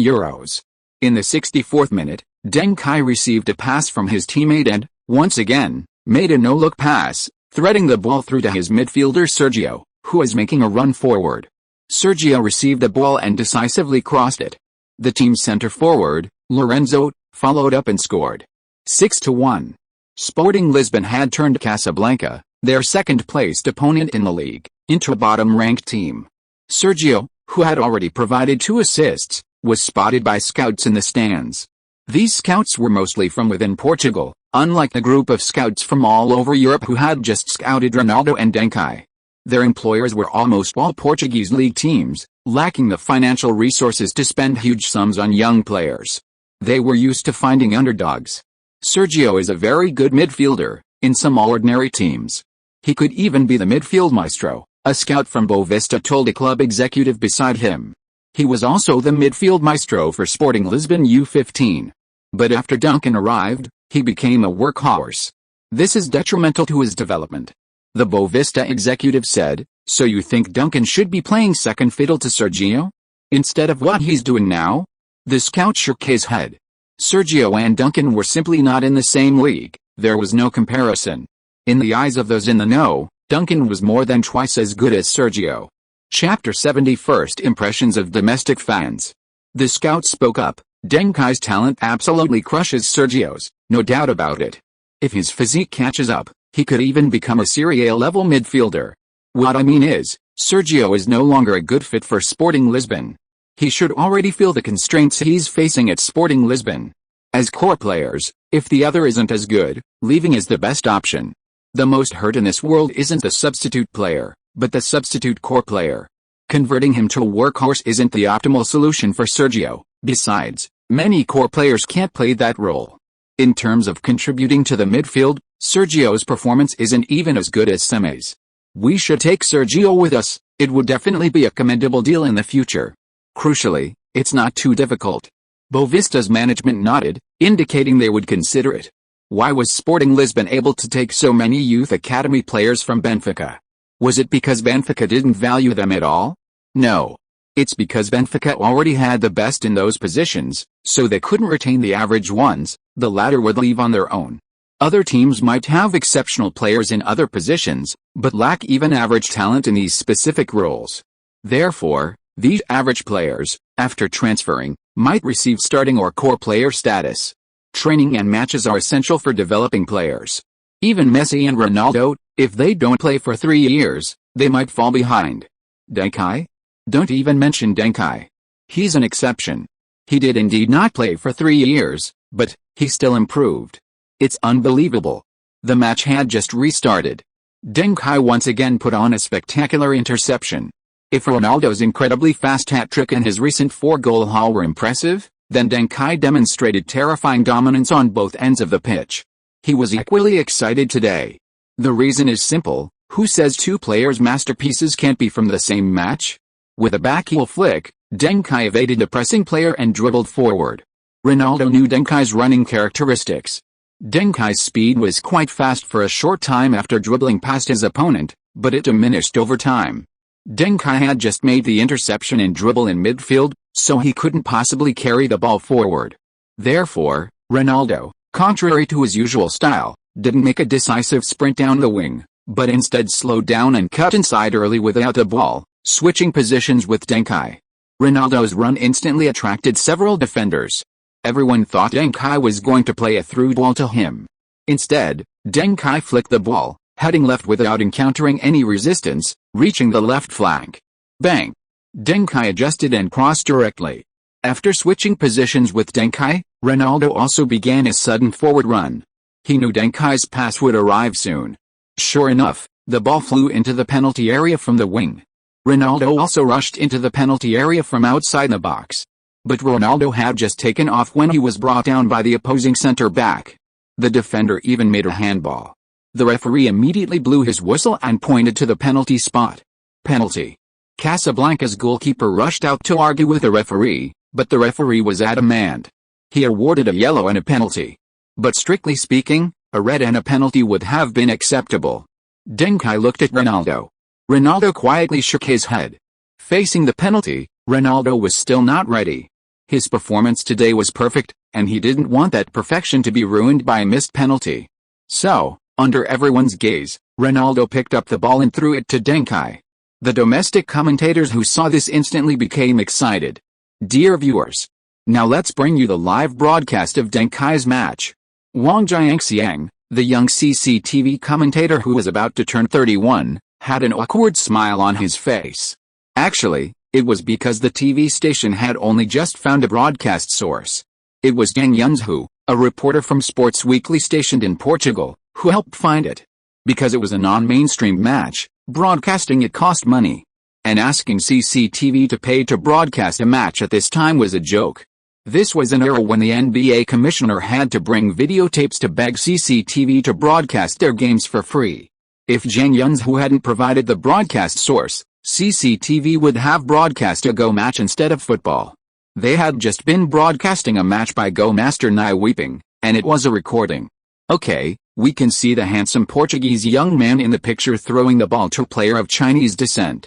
That's right, he's of Chinese descent, and he's our key focus for this match, the Portuguese-Chinese midfield prodigy, Deng Kai.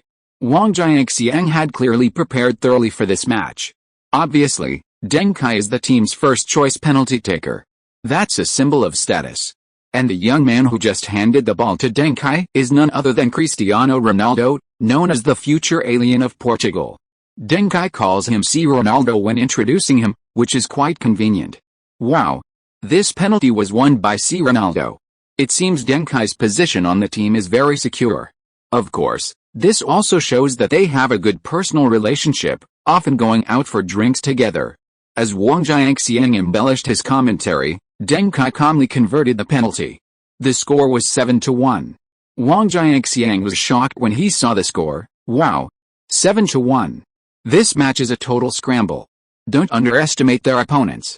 They're currently the second-ranked team in their league, very strong. It seems Sporting Lisbon has really stepped up today. Wow. Deng Kai has already scored 2 goals and provided 2 assists? That's incredible. This makes Deng Kai's position as the league's assist king even more secure. What are you watching? Princess Pearl? What's so interesting about reruns? Watch the football match on Channel 5. What match? There's no Frankfurt vs Crystal Palace match today, right? Not Yang Chen and Fan Ziyi. Then who else can we watch? Deng Kai. You know Sporting Lisbon's football Kaiser? The most talented Chinese-Portuguese youth academy graduate in Portugal. A shining example of the Chinese. Isn't that just hype? HMPH, they even invited him to the Ballon d'Or ceremony. A future superstar. Even Zidane said he's great. Scenes like this are happening all over the country. Deng Kai, who was only a minor celebrity in the football world, became an overnight sensation after being featured on CCTV. Many viewers, upon turning on their TVs, heard Wang Jiangxiang's voice. Okay, the match is in the 73rd minute. Deng Kai and his teammate, oh, he's overlapping with Edert on the wing. Edert is quite good at football. He even knows to pass the ball back to Deng Kai. Deng Kai is now open. Cross. Great ball. Another goal.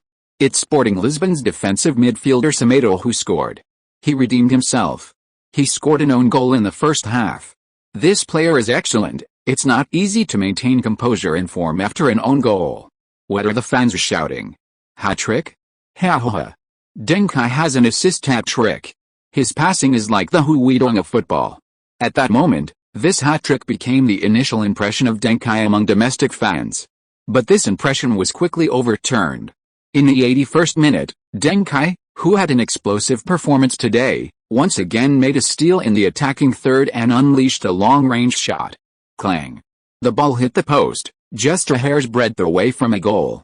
Bang.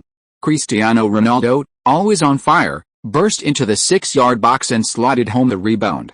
9-1. Holy crap. Is this the quality of an U15 match? This is incredible. Can any domestic player of the same age make that long-range shot? Ronaldo's rebound was brilliant, his shooting ability is amazing. A 5-goal haul. Unbelievable. What? The little alien has scored 5? Explosive. I rarely see such an outrageous score. I even suspect that foreign football is also cheating. You used the word also perfectly. I caught a cold yesterday because I didn't dry my hair properly after washing it. Today I'm dizzy, have a sore throat, feel weak, and feel unwell all over. I hope I'll be fully recovered by tomorrow, otherwise it'll really affect my writing. By the way, I recommend a good entertainment novel. All the TV drama scripts in it are the author's original works, from agent to master entertainer. Chapter 71 One Battle to Become a God. Kaiser. Kaiser. Kaiser. Cristiano Ronaldo. Cristiano Ronaldo. Cristiano Ronaldo. The cheers of the fans echoed throughout the stadium. These two names were becoming the symbol of this youth team. In the 83rd minute, Kasabia's long pass was intercepted by Semedo. Cristiano Ronaldo dribbled from the halfway line, charging forward. Bang! Cristiano Ronaldo passed a ball to Deng Kai, who had switched positions with Sergio, and then continued his forward run. Everyone followed Cristiano Ronaldo. After all, the distance to the goal was more than 25 meters. Bang! Deng Kai unleashed a long-range shot. The ball entered the penalty area before anyone else. It was a perfect choice in terms of power and accuracy. Kasabia's center-back selflessly blocked the ball with his body, and then regretted it the next moment. He fell to the ground, clutching his stomach and curling up like a crayfish. The game was interrupted for a time, and eventually even a stretcher was brought onto the field. Kasabia had to be substituted. This made many people look at Deng Kai with incomprehension. After all, Deng Kai didn't seem like a player who could unleash such a powerful shot. Small stature, big strength? Deng Kai thought to himself, equally astonished. This was the power of actually, my name isn't Gomez, quite impressive indeed. Over 40,000 people had chanted the name Kaiser today.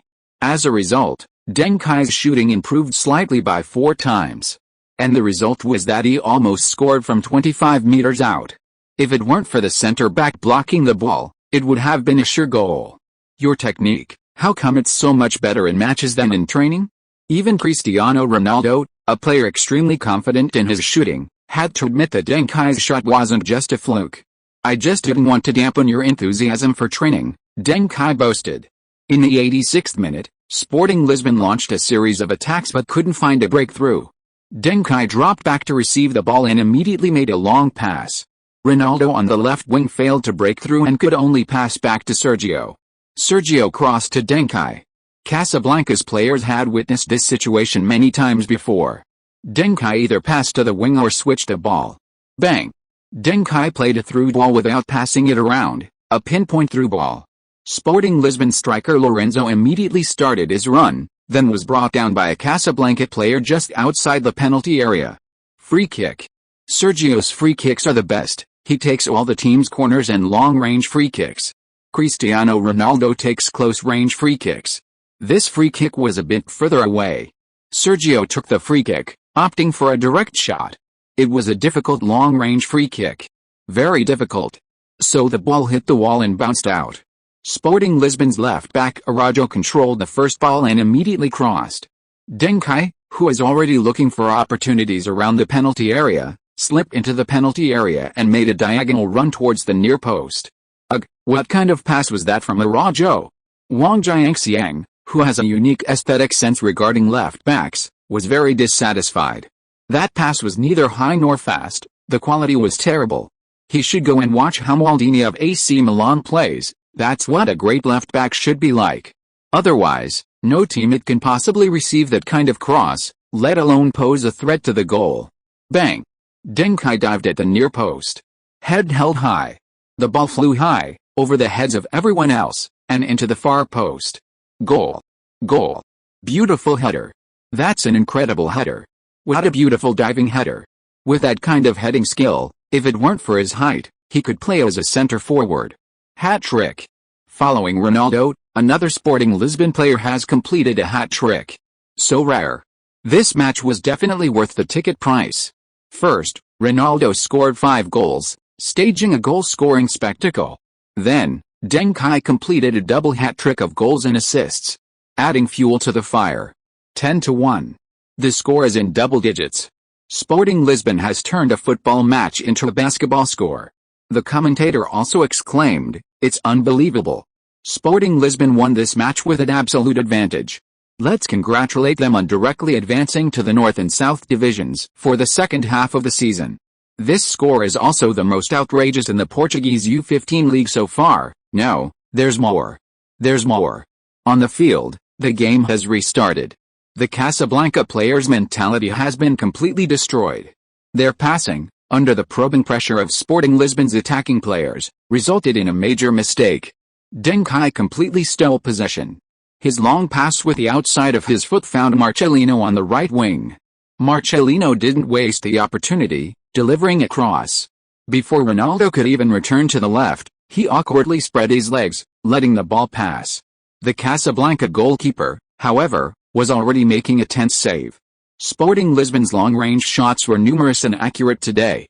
Lorenzo easily tapped the ball into the empty net at the far post. Ultimately, the score was 11-1. After half a season of ups and downs, Sporting Lisbon finally exploded in form after their match against Benfica. After the match, Wang Jiangxiang said to the camera, "Congratulations to Sporting Lisbon, congratulations to Deng Kai, congratulations to Cristiano Ronaldo. This wasn't their first match, but it was the first match that CCTV broadcast. Many domestic fans were even seeing them play for the first time. I believe it was a perfect debut. In this situation, I can't help but want to recite a poem. I guess many fans who, like me, previously had doubts about Deng Kai now just want to say sorry to him. It can be said that a first encounter on CCTV5 led to a lifelong misunderstanding with Deng Kai. Of course, such a strong Sporting Lisbon U15 team also makes me a little worried about the Wahaha team's upcoming European campaign. If you don't know the Wahaha team, then I must introduce them to you. This is a team initiated by Sports Weekly. Bora, 11-1 is not a victory, but a loss of professional ethics and humanity. Sporting Lisbon U15 players are talented but lack virtue. Record, Jang Yun's Colin, a hat-trick of assists and goals, 40,000 people in Alvalade chanted Kaiser. Manchester Evening News, why dare to refuse Ferguson? Perhaps this is the reason. 5 goals and a double hat-trick. La Repubblica, Portuguese Ronaldo emerges, dominating the U15. An 11-goal defeat for his opponents. Bild, Simon hasn't even made a move, Quaresma is already a rising star, but his successor is already prepared? Sporting Lisbon's youth academy is terrifying. Kicker, the Portuguese national team's main striker and midfield core for 10 years has emerged. The CD connection may sound like Portugal's strongest note. The Times, Portuguese betting groups lose millions of euros. How a U15 player can fight against international betting giants. The Wall Street Journal, the true secret to betting has appeared, a small trick to make you a football betting winner. As long as the team you bet on keeps winning, you can keep making money. The Sun, Deng Kai's height is below average for his age, perhaps he reads our newspaper too much? If Deng Kai is willing to join Manchester United's youth academy, we might not need a third page in the next issue. Chapter 72 Ahuja visits Portugal. 4 days after the multi-million euros battle, Sporting Lisbon U15 played their final match in the regional league. They narrowly defeated Real Athletic 3-1, securing second place and direct qualification for the North and South regional finals in the second half of the season. Cristiano Ronaldo continued his excellent form, scoring twice to bring his goal tally to 31, maintaining his lead. Deng Kai provided an assist, bringing his personal stats to 9 goals and 14 assists, also topping the assist charts. Then, European football entered its winter break. Perhaps the biggest event for European fans during this break was Zinedine Zidane's winning of the 1998 FIFA World Player of the Year award for his outstanding performance at the World Cup. He became the second superstar after Ronaldo to win both the Ballon d'Or and FIFA World Player of the Year in the same year. But for Chinese fans, the biggest event of this winter break was Ahuja's triumphant march into European football. A 5-3 victory over Schalke 04. A 3-1 win against Eindhoven. A 2-0 narrow victory over PSV Eindhoven. A 1-1 draw against Sampdoria. A narrow 4-3 victory over Everton. A 1-0 win against Crystal Palace. This team has achieved remarkable results in Europe. And their final match of their European tour is in Lisbon. Mr. Treasurer, we'll be relying on you for the next few days. You're the first European team executive to offer us assistance, and we'll always remember that. Lin Tao, an executive from Sports Weekly, also came in person. Accompanying him were the head coach and team leader of Ahuja team. However, Lin Tao was puzzled as to why Treasurer brought Deng Kai along to this meeting between the two teams' executives. Was it because of Deng Kai's Chinese heritage? Treasurer shook his head. You should thank Deng Kai, not me. He's the one who made this happen. Lin Tao was taken aback, he hadn't expected that. Then he looked at the young Deng Kai and said, "Thank you, Deng Kai. It's what I should do," Deng Kai replied, which was quite amusing. Several people on the Chinese side laughed. This kid talks like an adult. You know, even though he's small, he's quite composed. Afterwards, the two sides had a brief discussion about the upcoming training and friendly match. Unlike the matches against other teams, the Ahuja team will train at Sporting Lisbon for a week before playing. This is the most important part of Ahuja's European tour. Sports Weekly is waiting for this content to generate buzz in China, sparking new discussions and attempting to catch up with football newspaper and sales. After discussing the business, everyone discussed what to eat for dinner that evening. It had to be arranged properly, right? Treasurer was about to decline the dinner invitation from Sports Weekly, but upon hearing the restaurant's name, he immediately called the coaching staff. "Brothers, let's go to a fancy restaurant." Lin Tao had his own thoughts on this. With the spread of the million-euro battle, Sporting Lisbon has undoubtedly become the most talked about youth training institution recently. And there are many people in China calling for improving the level of Chinese football starting with youth training. If Sporting Lisbon is willing to share everything, then why worry about Chinese football not rising?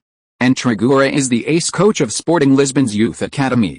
He alone might be worth half of Sporting Lisbon's success. For this dinner, Treasurer brought not only his coaching team and Maxa, but also Deng Kai and Cristiano Ronaldo. Lin Tao's side also had several outstanding players from Ahuja team present, Yu Shihao and Wu Zudong. Deng Kai was full of questions. What? Shouldn't the outstanding players in this kind of gathering be the strongest players or the captains? Because who knows, some outstanding players might be spotted by Trigura, and then they could directly begin their overseas careers. Shouldn't it be Gaolin and Hao Junmin who came? Deng Kai gestured for Maxa to ask. Maxa might not be good at much else, but he was incredibly good at understanding his superior's intentions, grasping them instantly. Mr. Lin, you guys aren't still holding back your trump cards, are you? Maxa asked. Lin Tao, fearing the other party might look down on his players, immediately said, you can rest assured, these two players are the best performers on our Wahaha team this time. Yu Shihao scored a total of 6 goals during this European tour, making him the team's top scorer. Even our center forward Gaolin is outpaced by him. When he gets going, no one can stop him. Wu Zudong is our team's fastest player. Don't let his right back position fool you, he's significantly more offensively capable than our right winger Hao Junmin. Deng Kai thought he was hallucinating. Gaolin and Hao Junmin weren't even the top players on the Wahaha team. Unbelievable. 2 random players were better than future national team starters? Was this some kind of insult to the national team? Deng Kai then went over and greeted the 2 young men. They were quite surprised by Deng Kai's Chinese. After walking around, Deng Kai understood why Lin Tao had brought these 2. Their ages were probably the most suitable for U15 players. During this period, changing ages, places of origin, and ethnicities was rampant in the sports industry. Even if you didn't change them, coaches would help you. Everyone around you was doing it. So why did the Wahaha team achieve such impressive results in their European tour? Because most of their opponents were around 14 years old, with few even 15, and even Everton starting striker Rooney was only 13. And the Wahaha team's players? Some were actually 16 or 17. This stage is when players' abilities are at their peak. Being a year older can potentially bridge the gap between mediocrity and genius. Trigura is a youth training expert. Lin Tao bringing over age players was just asking for trouble. The next day, on the training field, Deng Kai Indy noticed something fishy. The Wahaha team's physical attributes completely overwhelmed Sporting Lisbon's U15 team. What's the difference between Xiaopeng and an adult? What kind of skill is it to bully a kid? Deng Kai's parents are from Sichuan, China, and enjoy listening to Cantonese songs and watching northeastern comedy sketches. From a young age, Deng Kai received multilingual education, becoming fluent in Mandarin, Sichuan dialect, Cantonese, Northeastern Mandarin, Portuguese, Spanish, and English.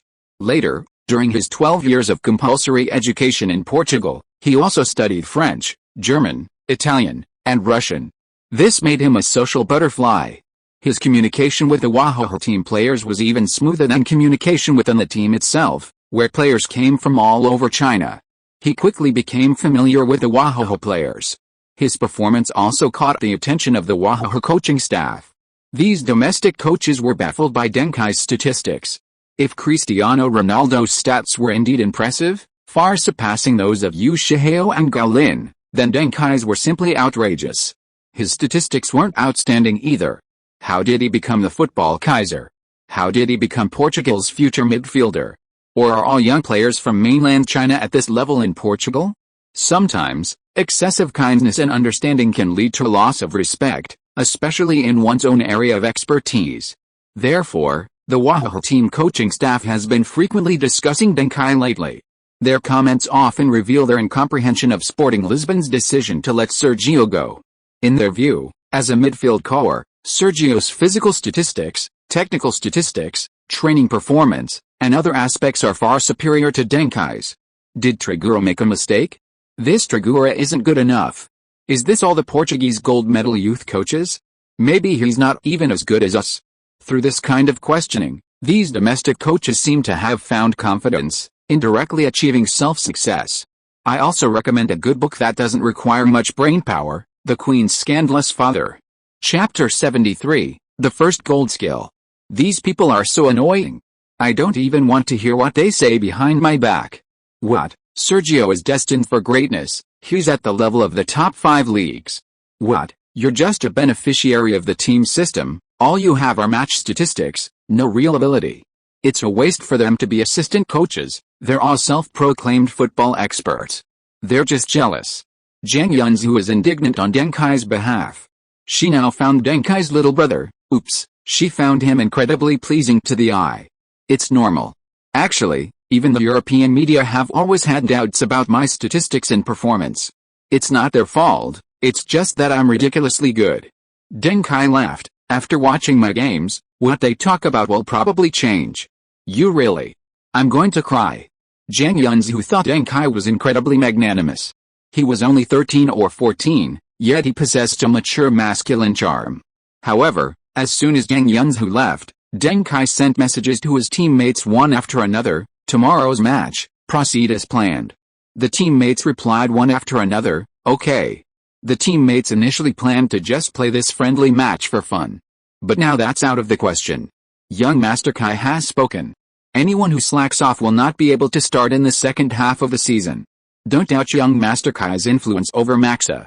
Although Maxa tries to hide it, after half a season, everyone has noticed that his tactical arrangements, on-field command, substitutions, and other adjustments have all been heavily influenced by Deng Kai's opinions.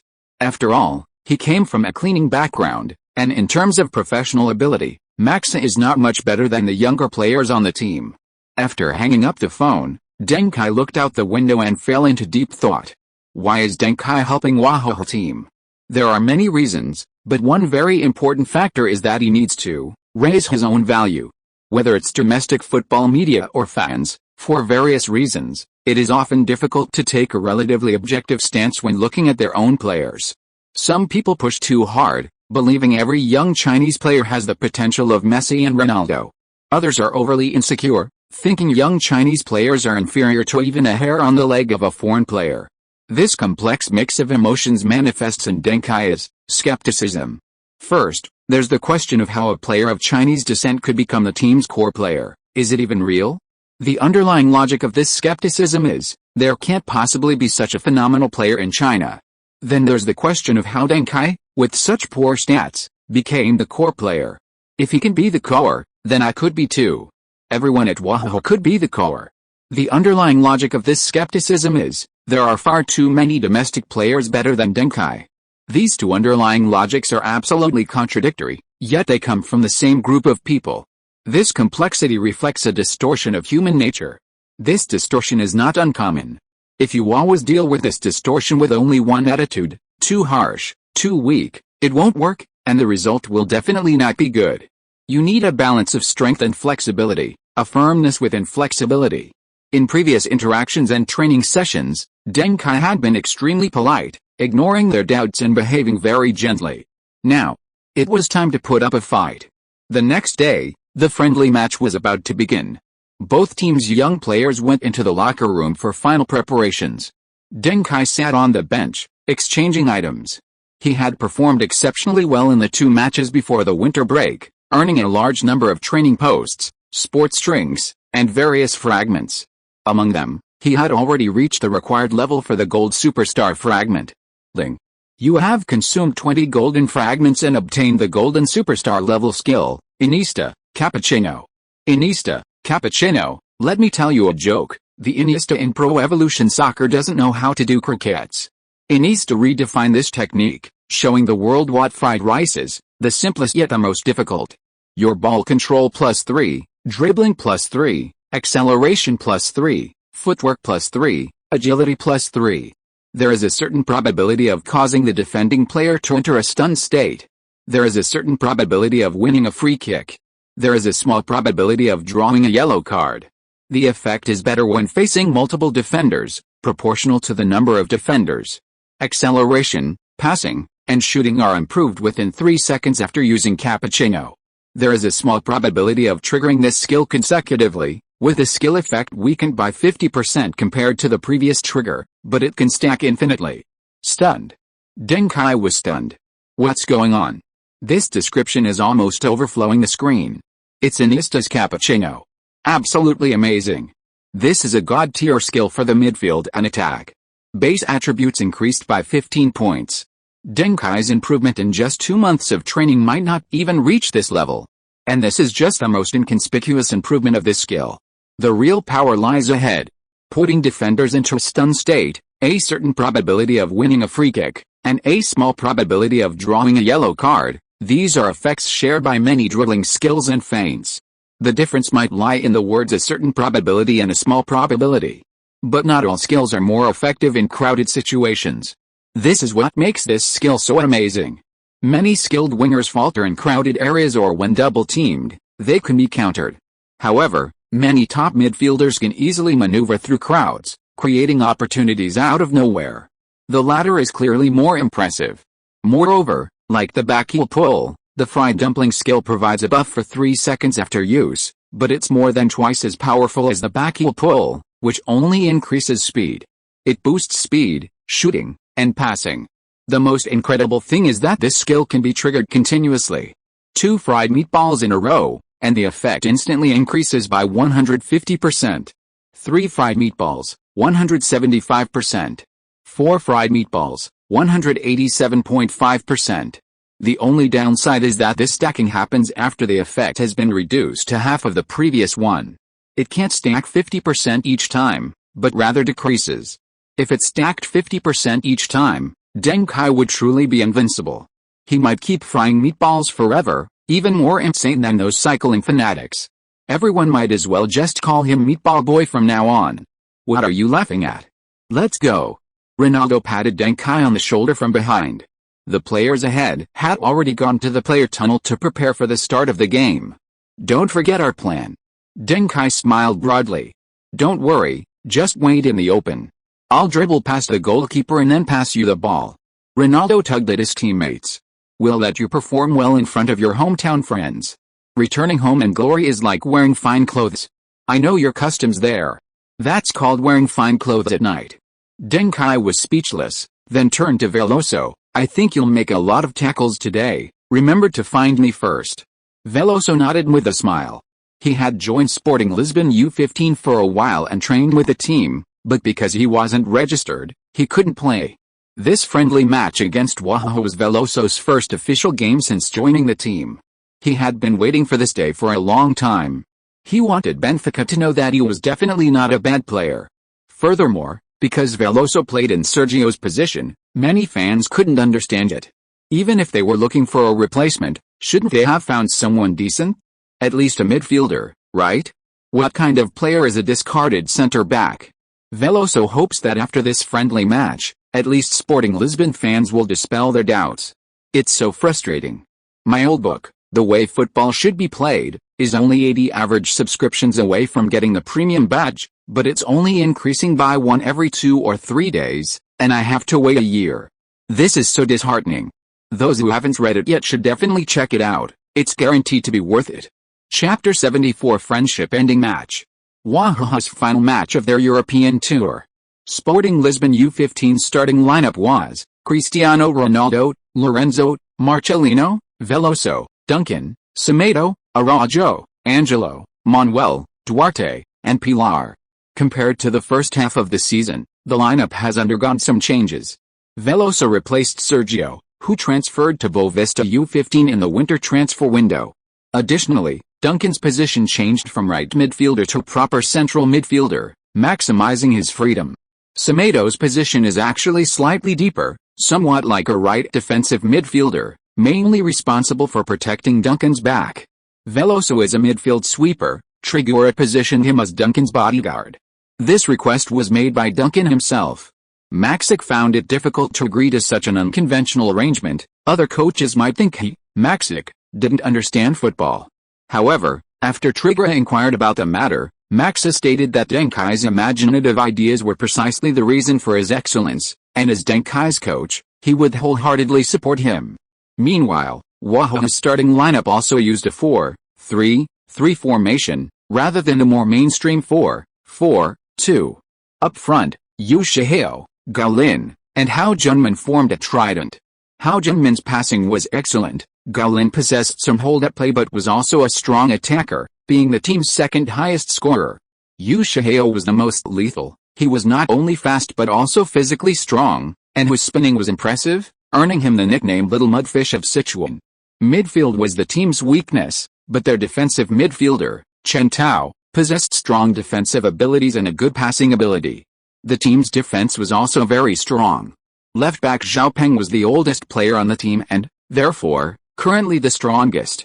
However, whether this team will continue to thrive in the future remains to be seen. After all, Zhao Peng and the like play defense. Can he even play? No, he doesn't have the ability, you know? On the contrary, the unheard of right back Wu Zedong is ridiculously strong. During the recent mixed training sessions between the two teams, Trigura actually took a liking to several Wahaha team players, with Wu Zedong being the most prominent. Judging solely from their performance, Zhao Peng and Yu Shihao are the strongest, but Trigura is a top-tier youth coach, and he can see that Zhao Peng is taking advantage of his age and may not be able to play in the future.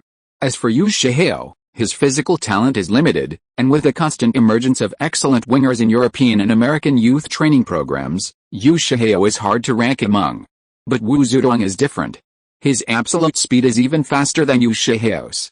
On the Sporting Lisbon U15 team, apart from Ronaldo being able to outpace Wu Zedong, no one else can really keep up with him. He seems a bit different from the other players. In terms of physical attributes, Trigura and other executives from both teams discussed. Because he's a man from the NMG grasslands, he's eaten beef and mutton since childhood, and his cement-colored muscles and body fat percentage are comparable to professional players. Lin Tao enthusiastically promoted the game. Back to the Wahaha team's lineup. The central defensive pairing is Xiao Jiaoyi and Feng Xiaoding. The former is a year older, so he performs better in training. However, Xiao Jiaoyi has a weakness. He didn't start playing football from a young age. Football is just a hobby for him. His ball control, dribbling, and passing are significantly inferior to Feng Xiaoding's. But his defensive choices under pressure are better, which is a hidden talent. He's a player with a big heart. Feng Xiaoding, on the other hand, comes from a formal youth training system. In the eyes of formal youth coaches, his current strength, the balance of his abilities, and his future potential are all very high. He has the potential to become a great talent. As for goalkeeper Zheng Chang, his ability is similar to Pilar's, but higher. A whistle blows, and the match officially begins. The Wahaha team, upholding the fine traditions of the Chinese nation, is harmonious. They've trained together for a while and have become friends, so many of their movements are a bit restrained. However, Sporting Lisbon was much more professional, with strict discipline, and immediately switched to battle mode. After Deng Kai kicked off, Veloso passed a ball to left-back Araujo. Araujo then passed to center-back Angelo. At this point, Deng Kai returned to the backfield to support his teammates. Behind Deng Kai, the Wahaha players made a token effort to follow up, but didn't press. After all, this was in their own half. Bang! Facing the ball passed by Angelo, Deng Kai let the ball pass and then turned and launched a long pass. The ball flew towards the Wahaha penalty area. Ronaldo, who hadn't initially insisted on going to the left wing, suddenly started to surge forward, advancing alongside Lorenzo in the middle. Xiao Jiaoyi and Feng Xiaoding reacted belatedly, trying to block and retreat. But Ronaldo was too fast. The two center-backs couldn't stop him at all. At the edge of the penalty area, Ronaldo perfectly controlled the ball, which barely left his control. Bang! A shot. Zheng Chang, who hadn't rushed out immediately, didn't even have a chance to save it 1-0. The score changed. What are you doing? Get serious. This is a game. The Wahaha team's coach couldn't sit still any longer and shouted at the players. Only then did the Wahaha team switch from entertainment mode to game mode.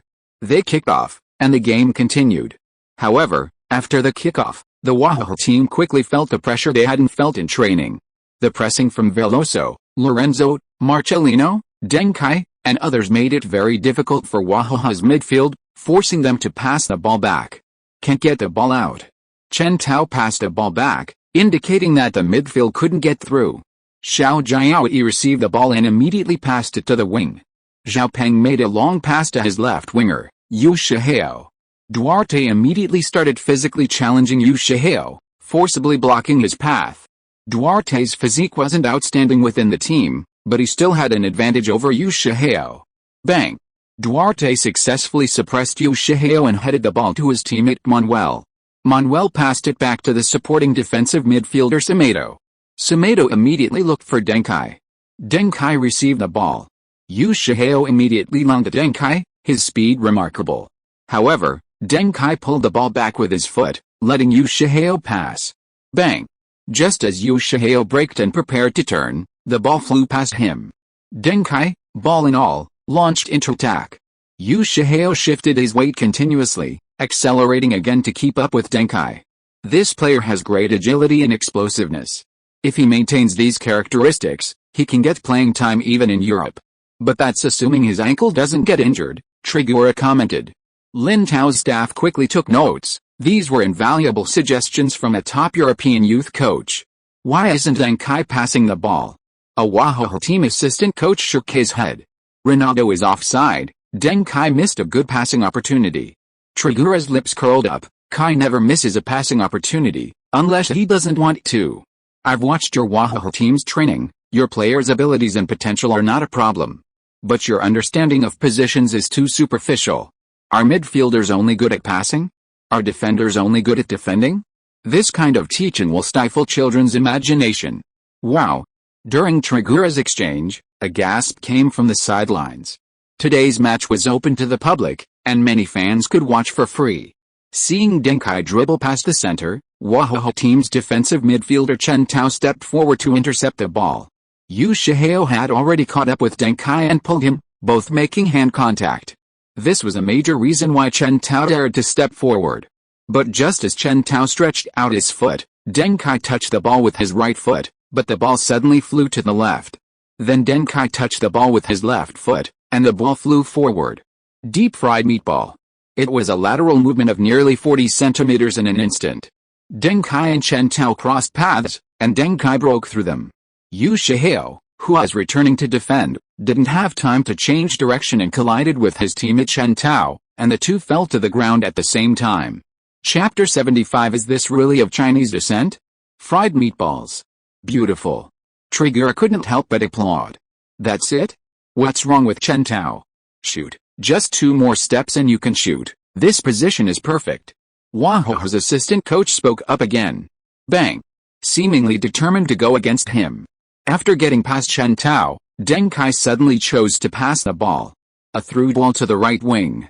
And Marcelino, the right winger of Sporting Lisbon who was just with Zhao Peng, suddenly appeared behind the entire defense. One-on-one. Marcelino cut inside without the ball and successfully broke through on goal outside the penalty area. If Deng Kai's through ball had been a little slower, he would have been offside. But Deng Kai was never slow. Bang! Marcelino feinted twice, deceiving Zheng Cheng's center of gravity, and then unleashed a powerful shot into the goal. 2-0. As I said before, Kai never misses a passing opportunity, Trigura said, clapping. While his dribbling just now could have created a shooting opportunity, the opposing center-back and goalkeeper had enough time to react. The necessary condition for a goal seems to be a shot, but it's actually whether the ball can get past the goalkeeper. For Deng Kai, an opportunity is never about creating a shooting chance. Every threatening pass he makes is aimed at scoring. Maxer watched Trigura's eloquent speech with extreme envy. When could he talk so confidently without getting beaten up? In the 17th minute, Ronaldo received a pass from Veloso and dribbled past several players on the wing. But despite having a clear opportunity to cross, he didn't pass, instead dribbling directly into the penalty area from the side.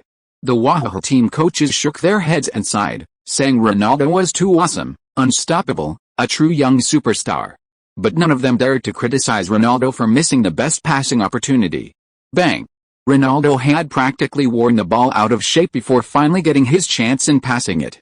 Deng Kai's up. Ronaldo's cutback pass. Feng Xiaoding's defensive awareness is excellent. He seemed to have anticipated the cutback pass while Ronaldo was dribbling. Feng Xiaoding immediately pressed forward. Deng Kai had just received the ball and had no time to adjust. A fried dumpling. Deng Kai dribbled past Feng Xiaoding at the edge of the penalty area. Unbelievable. He controlled and dribbled past him in one fluid motion. One-on-one with the goalkeeper. Zheng Cheng moved. How did he move first? A tap-in into the empty net. Deng Kai's goal came too easily. 3-0. Even the Sporting Lisbon players felt it was a bit outrageous. They still highly regarded the Wahoo team's players' abilities. They felt they should win, but they didn't expect it to be 3-0 in just over 10 minutes. It seems that Deng Kai was quite excited when he played against his own teammates. Because it was a friendly match, there weren't many rules. Wahoo's assistant coach directly approached Zheng Cheng during Sporting Lisbon's celebration and criticized his saves. What are you doing? They haven't even shot yet, and you've already moved. Don't make wild guesses. You're not allowed to make premature saves. Save properly. Zheng Cheng looked dejected. Trigura secretly shook his head. What's the difference between top goalkeepers? Is it dribbling and passing? No. Is it savability? No, that's basic skill. It's the mysterious sixth sense. It's a goalkeeper's instinct for saving the team. The most needed thing for a miraculous save is this elusive thing. Every goalkeeper has this instinct in the early stages. But the Wahaha team coach forbade Zheng Cheng to make normal predictions. Isn't this stifling someone's growth? Although he hadn't yet deeply involved himself in the aspects of Chinese football that belonged to the cheating system, even in terms of youth training and team tactics, Trigura had already felt the barrenness of that football desert. He was secretly pleased about this, because he had already recommended Ronaldo and Deng Kai to his good friend. The other party was the head coach of the Portuguese national youth team, who said he would observe these two players after receiving the videotapes sent by Trigura. Barring any unforeseen circumstances, after this season ends, Cristiano Ronaldo and Deng Kai are very likely to be called up to Portugal's U16 team for the European Championship this summer. Trigura knows the Chinese people's attachment to their nationality.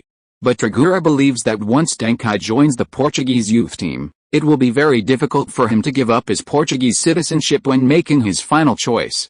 Because no football prodigy can give up all of this after experiencing the glory of playing for their national team. The halftime whistle blows. The Wahaha team players walk silently into the player tunnel. 4-0. They lost without any fight. This Sporting Lisbon team is stronger than any youth team they have encountered on this European tour. But what makes them even more desperate than the score is the individual statistics of Sporting Lisbon's midfield core. Deng Kai. 1 tackle, 2 interceptions, 2 assists, 1 goal, 2 fouls drawn. Deng Kai touched the ball a whopping 47 times in the first half. 31 passes, 26 successful, a success rate of 83%, which is really not high. But this includes 7 threatening passes. Furthermore, he made 6 successful long passes that didn't directly threaten the goal. He completely dominated the game. His dominance was even stronger than Cristiano Ronaldo's 2 goals. The Wahaha team players could hardly believe this was a player of Chinese descent. You can be good. But as a Chinese player, how can your football be so good? During halftime, Deng Kai directly approached Triglav and Lin Tao, and in front of the Sports Weekly reporter's camera, proposed an idea. I want to switch teams? Lin Tao thought he had misheard. Switch teams? Is that even possible? Triglav's pupils contracted, understanding Deng Kai's meaning, and nodded. That's quite interesting, isn't it? Subsequently, both coaches informed their respective players of the news. Maxa was extremely puzzled by Deng Kai's actions. Triglav whispered to Maxa, as far as I know, several of your players' parents have recently had chance encounters with scouts from other teams. Your team's performance has given many people undue illusions. Whether it's outsiders or your players and their parents, they need to see the truth. Max's face twitched, and he said with difficulty, the truth is, our success is because of K? Triglav nodded, of course. Because of a K. Because of Ronaldo. What else could it be? Others should consider their own worth before jumping around. Sergio has good talent, he can definitely have a better future outside. But the others on this team, they'll only do worse outside, keeping them is for their own good. This is something I should have done, but K did it for me. That kid is really smart, Maxa, you. Max's heart pounded. You should follow Duncan and lead this team well, you'll gain a lot. Beyond your imagination, beyond your capabilities. Triglav patted Max's shoulder and then walked towards the stands. Maxa kept wiping the sweat from his brow. The youth academy director of Portuguese club Braga approached Maxi during the winter break, wanting him to switch teams and coach Braga's U17 team. Maxi was very interested. But now, kids, let's play like this in the second half. Maxi entered the locker room, outlining his own tactics for the first time. This would determine whether he went to Braga to reign supreme, or continue to assist Kaká at Sporting Lisbon. Today's reading is important, everyone please click on the new chapter today. End of this chapter. Thank you so much for reading until the end. Don't forget to give it a like. Looking for more exclusive content and immediate access? Subscribe to our Patreon. Remember, every like, subscription or donation encourages us to continue. Thank you all, see you in the next video.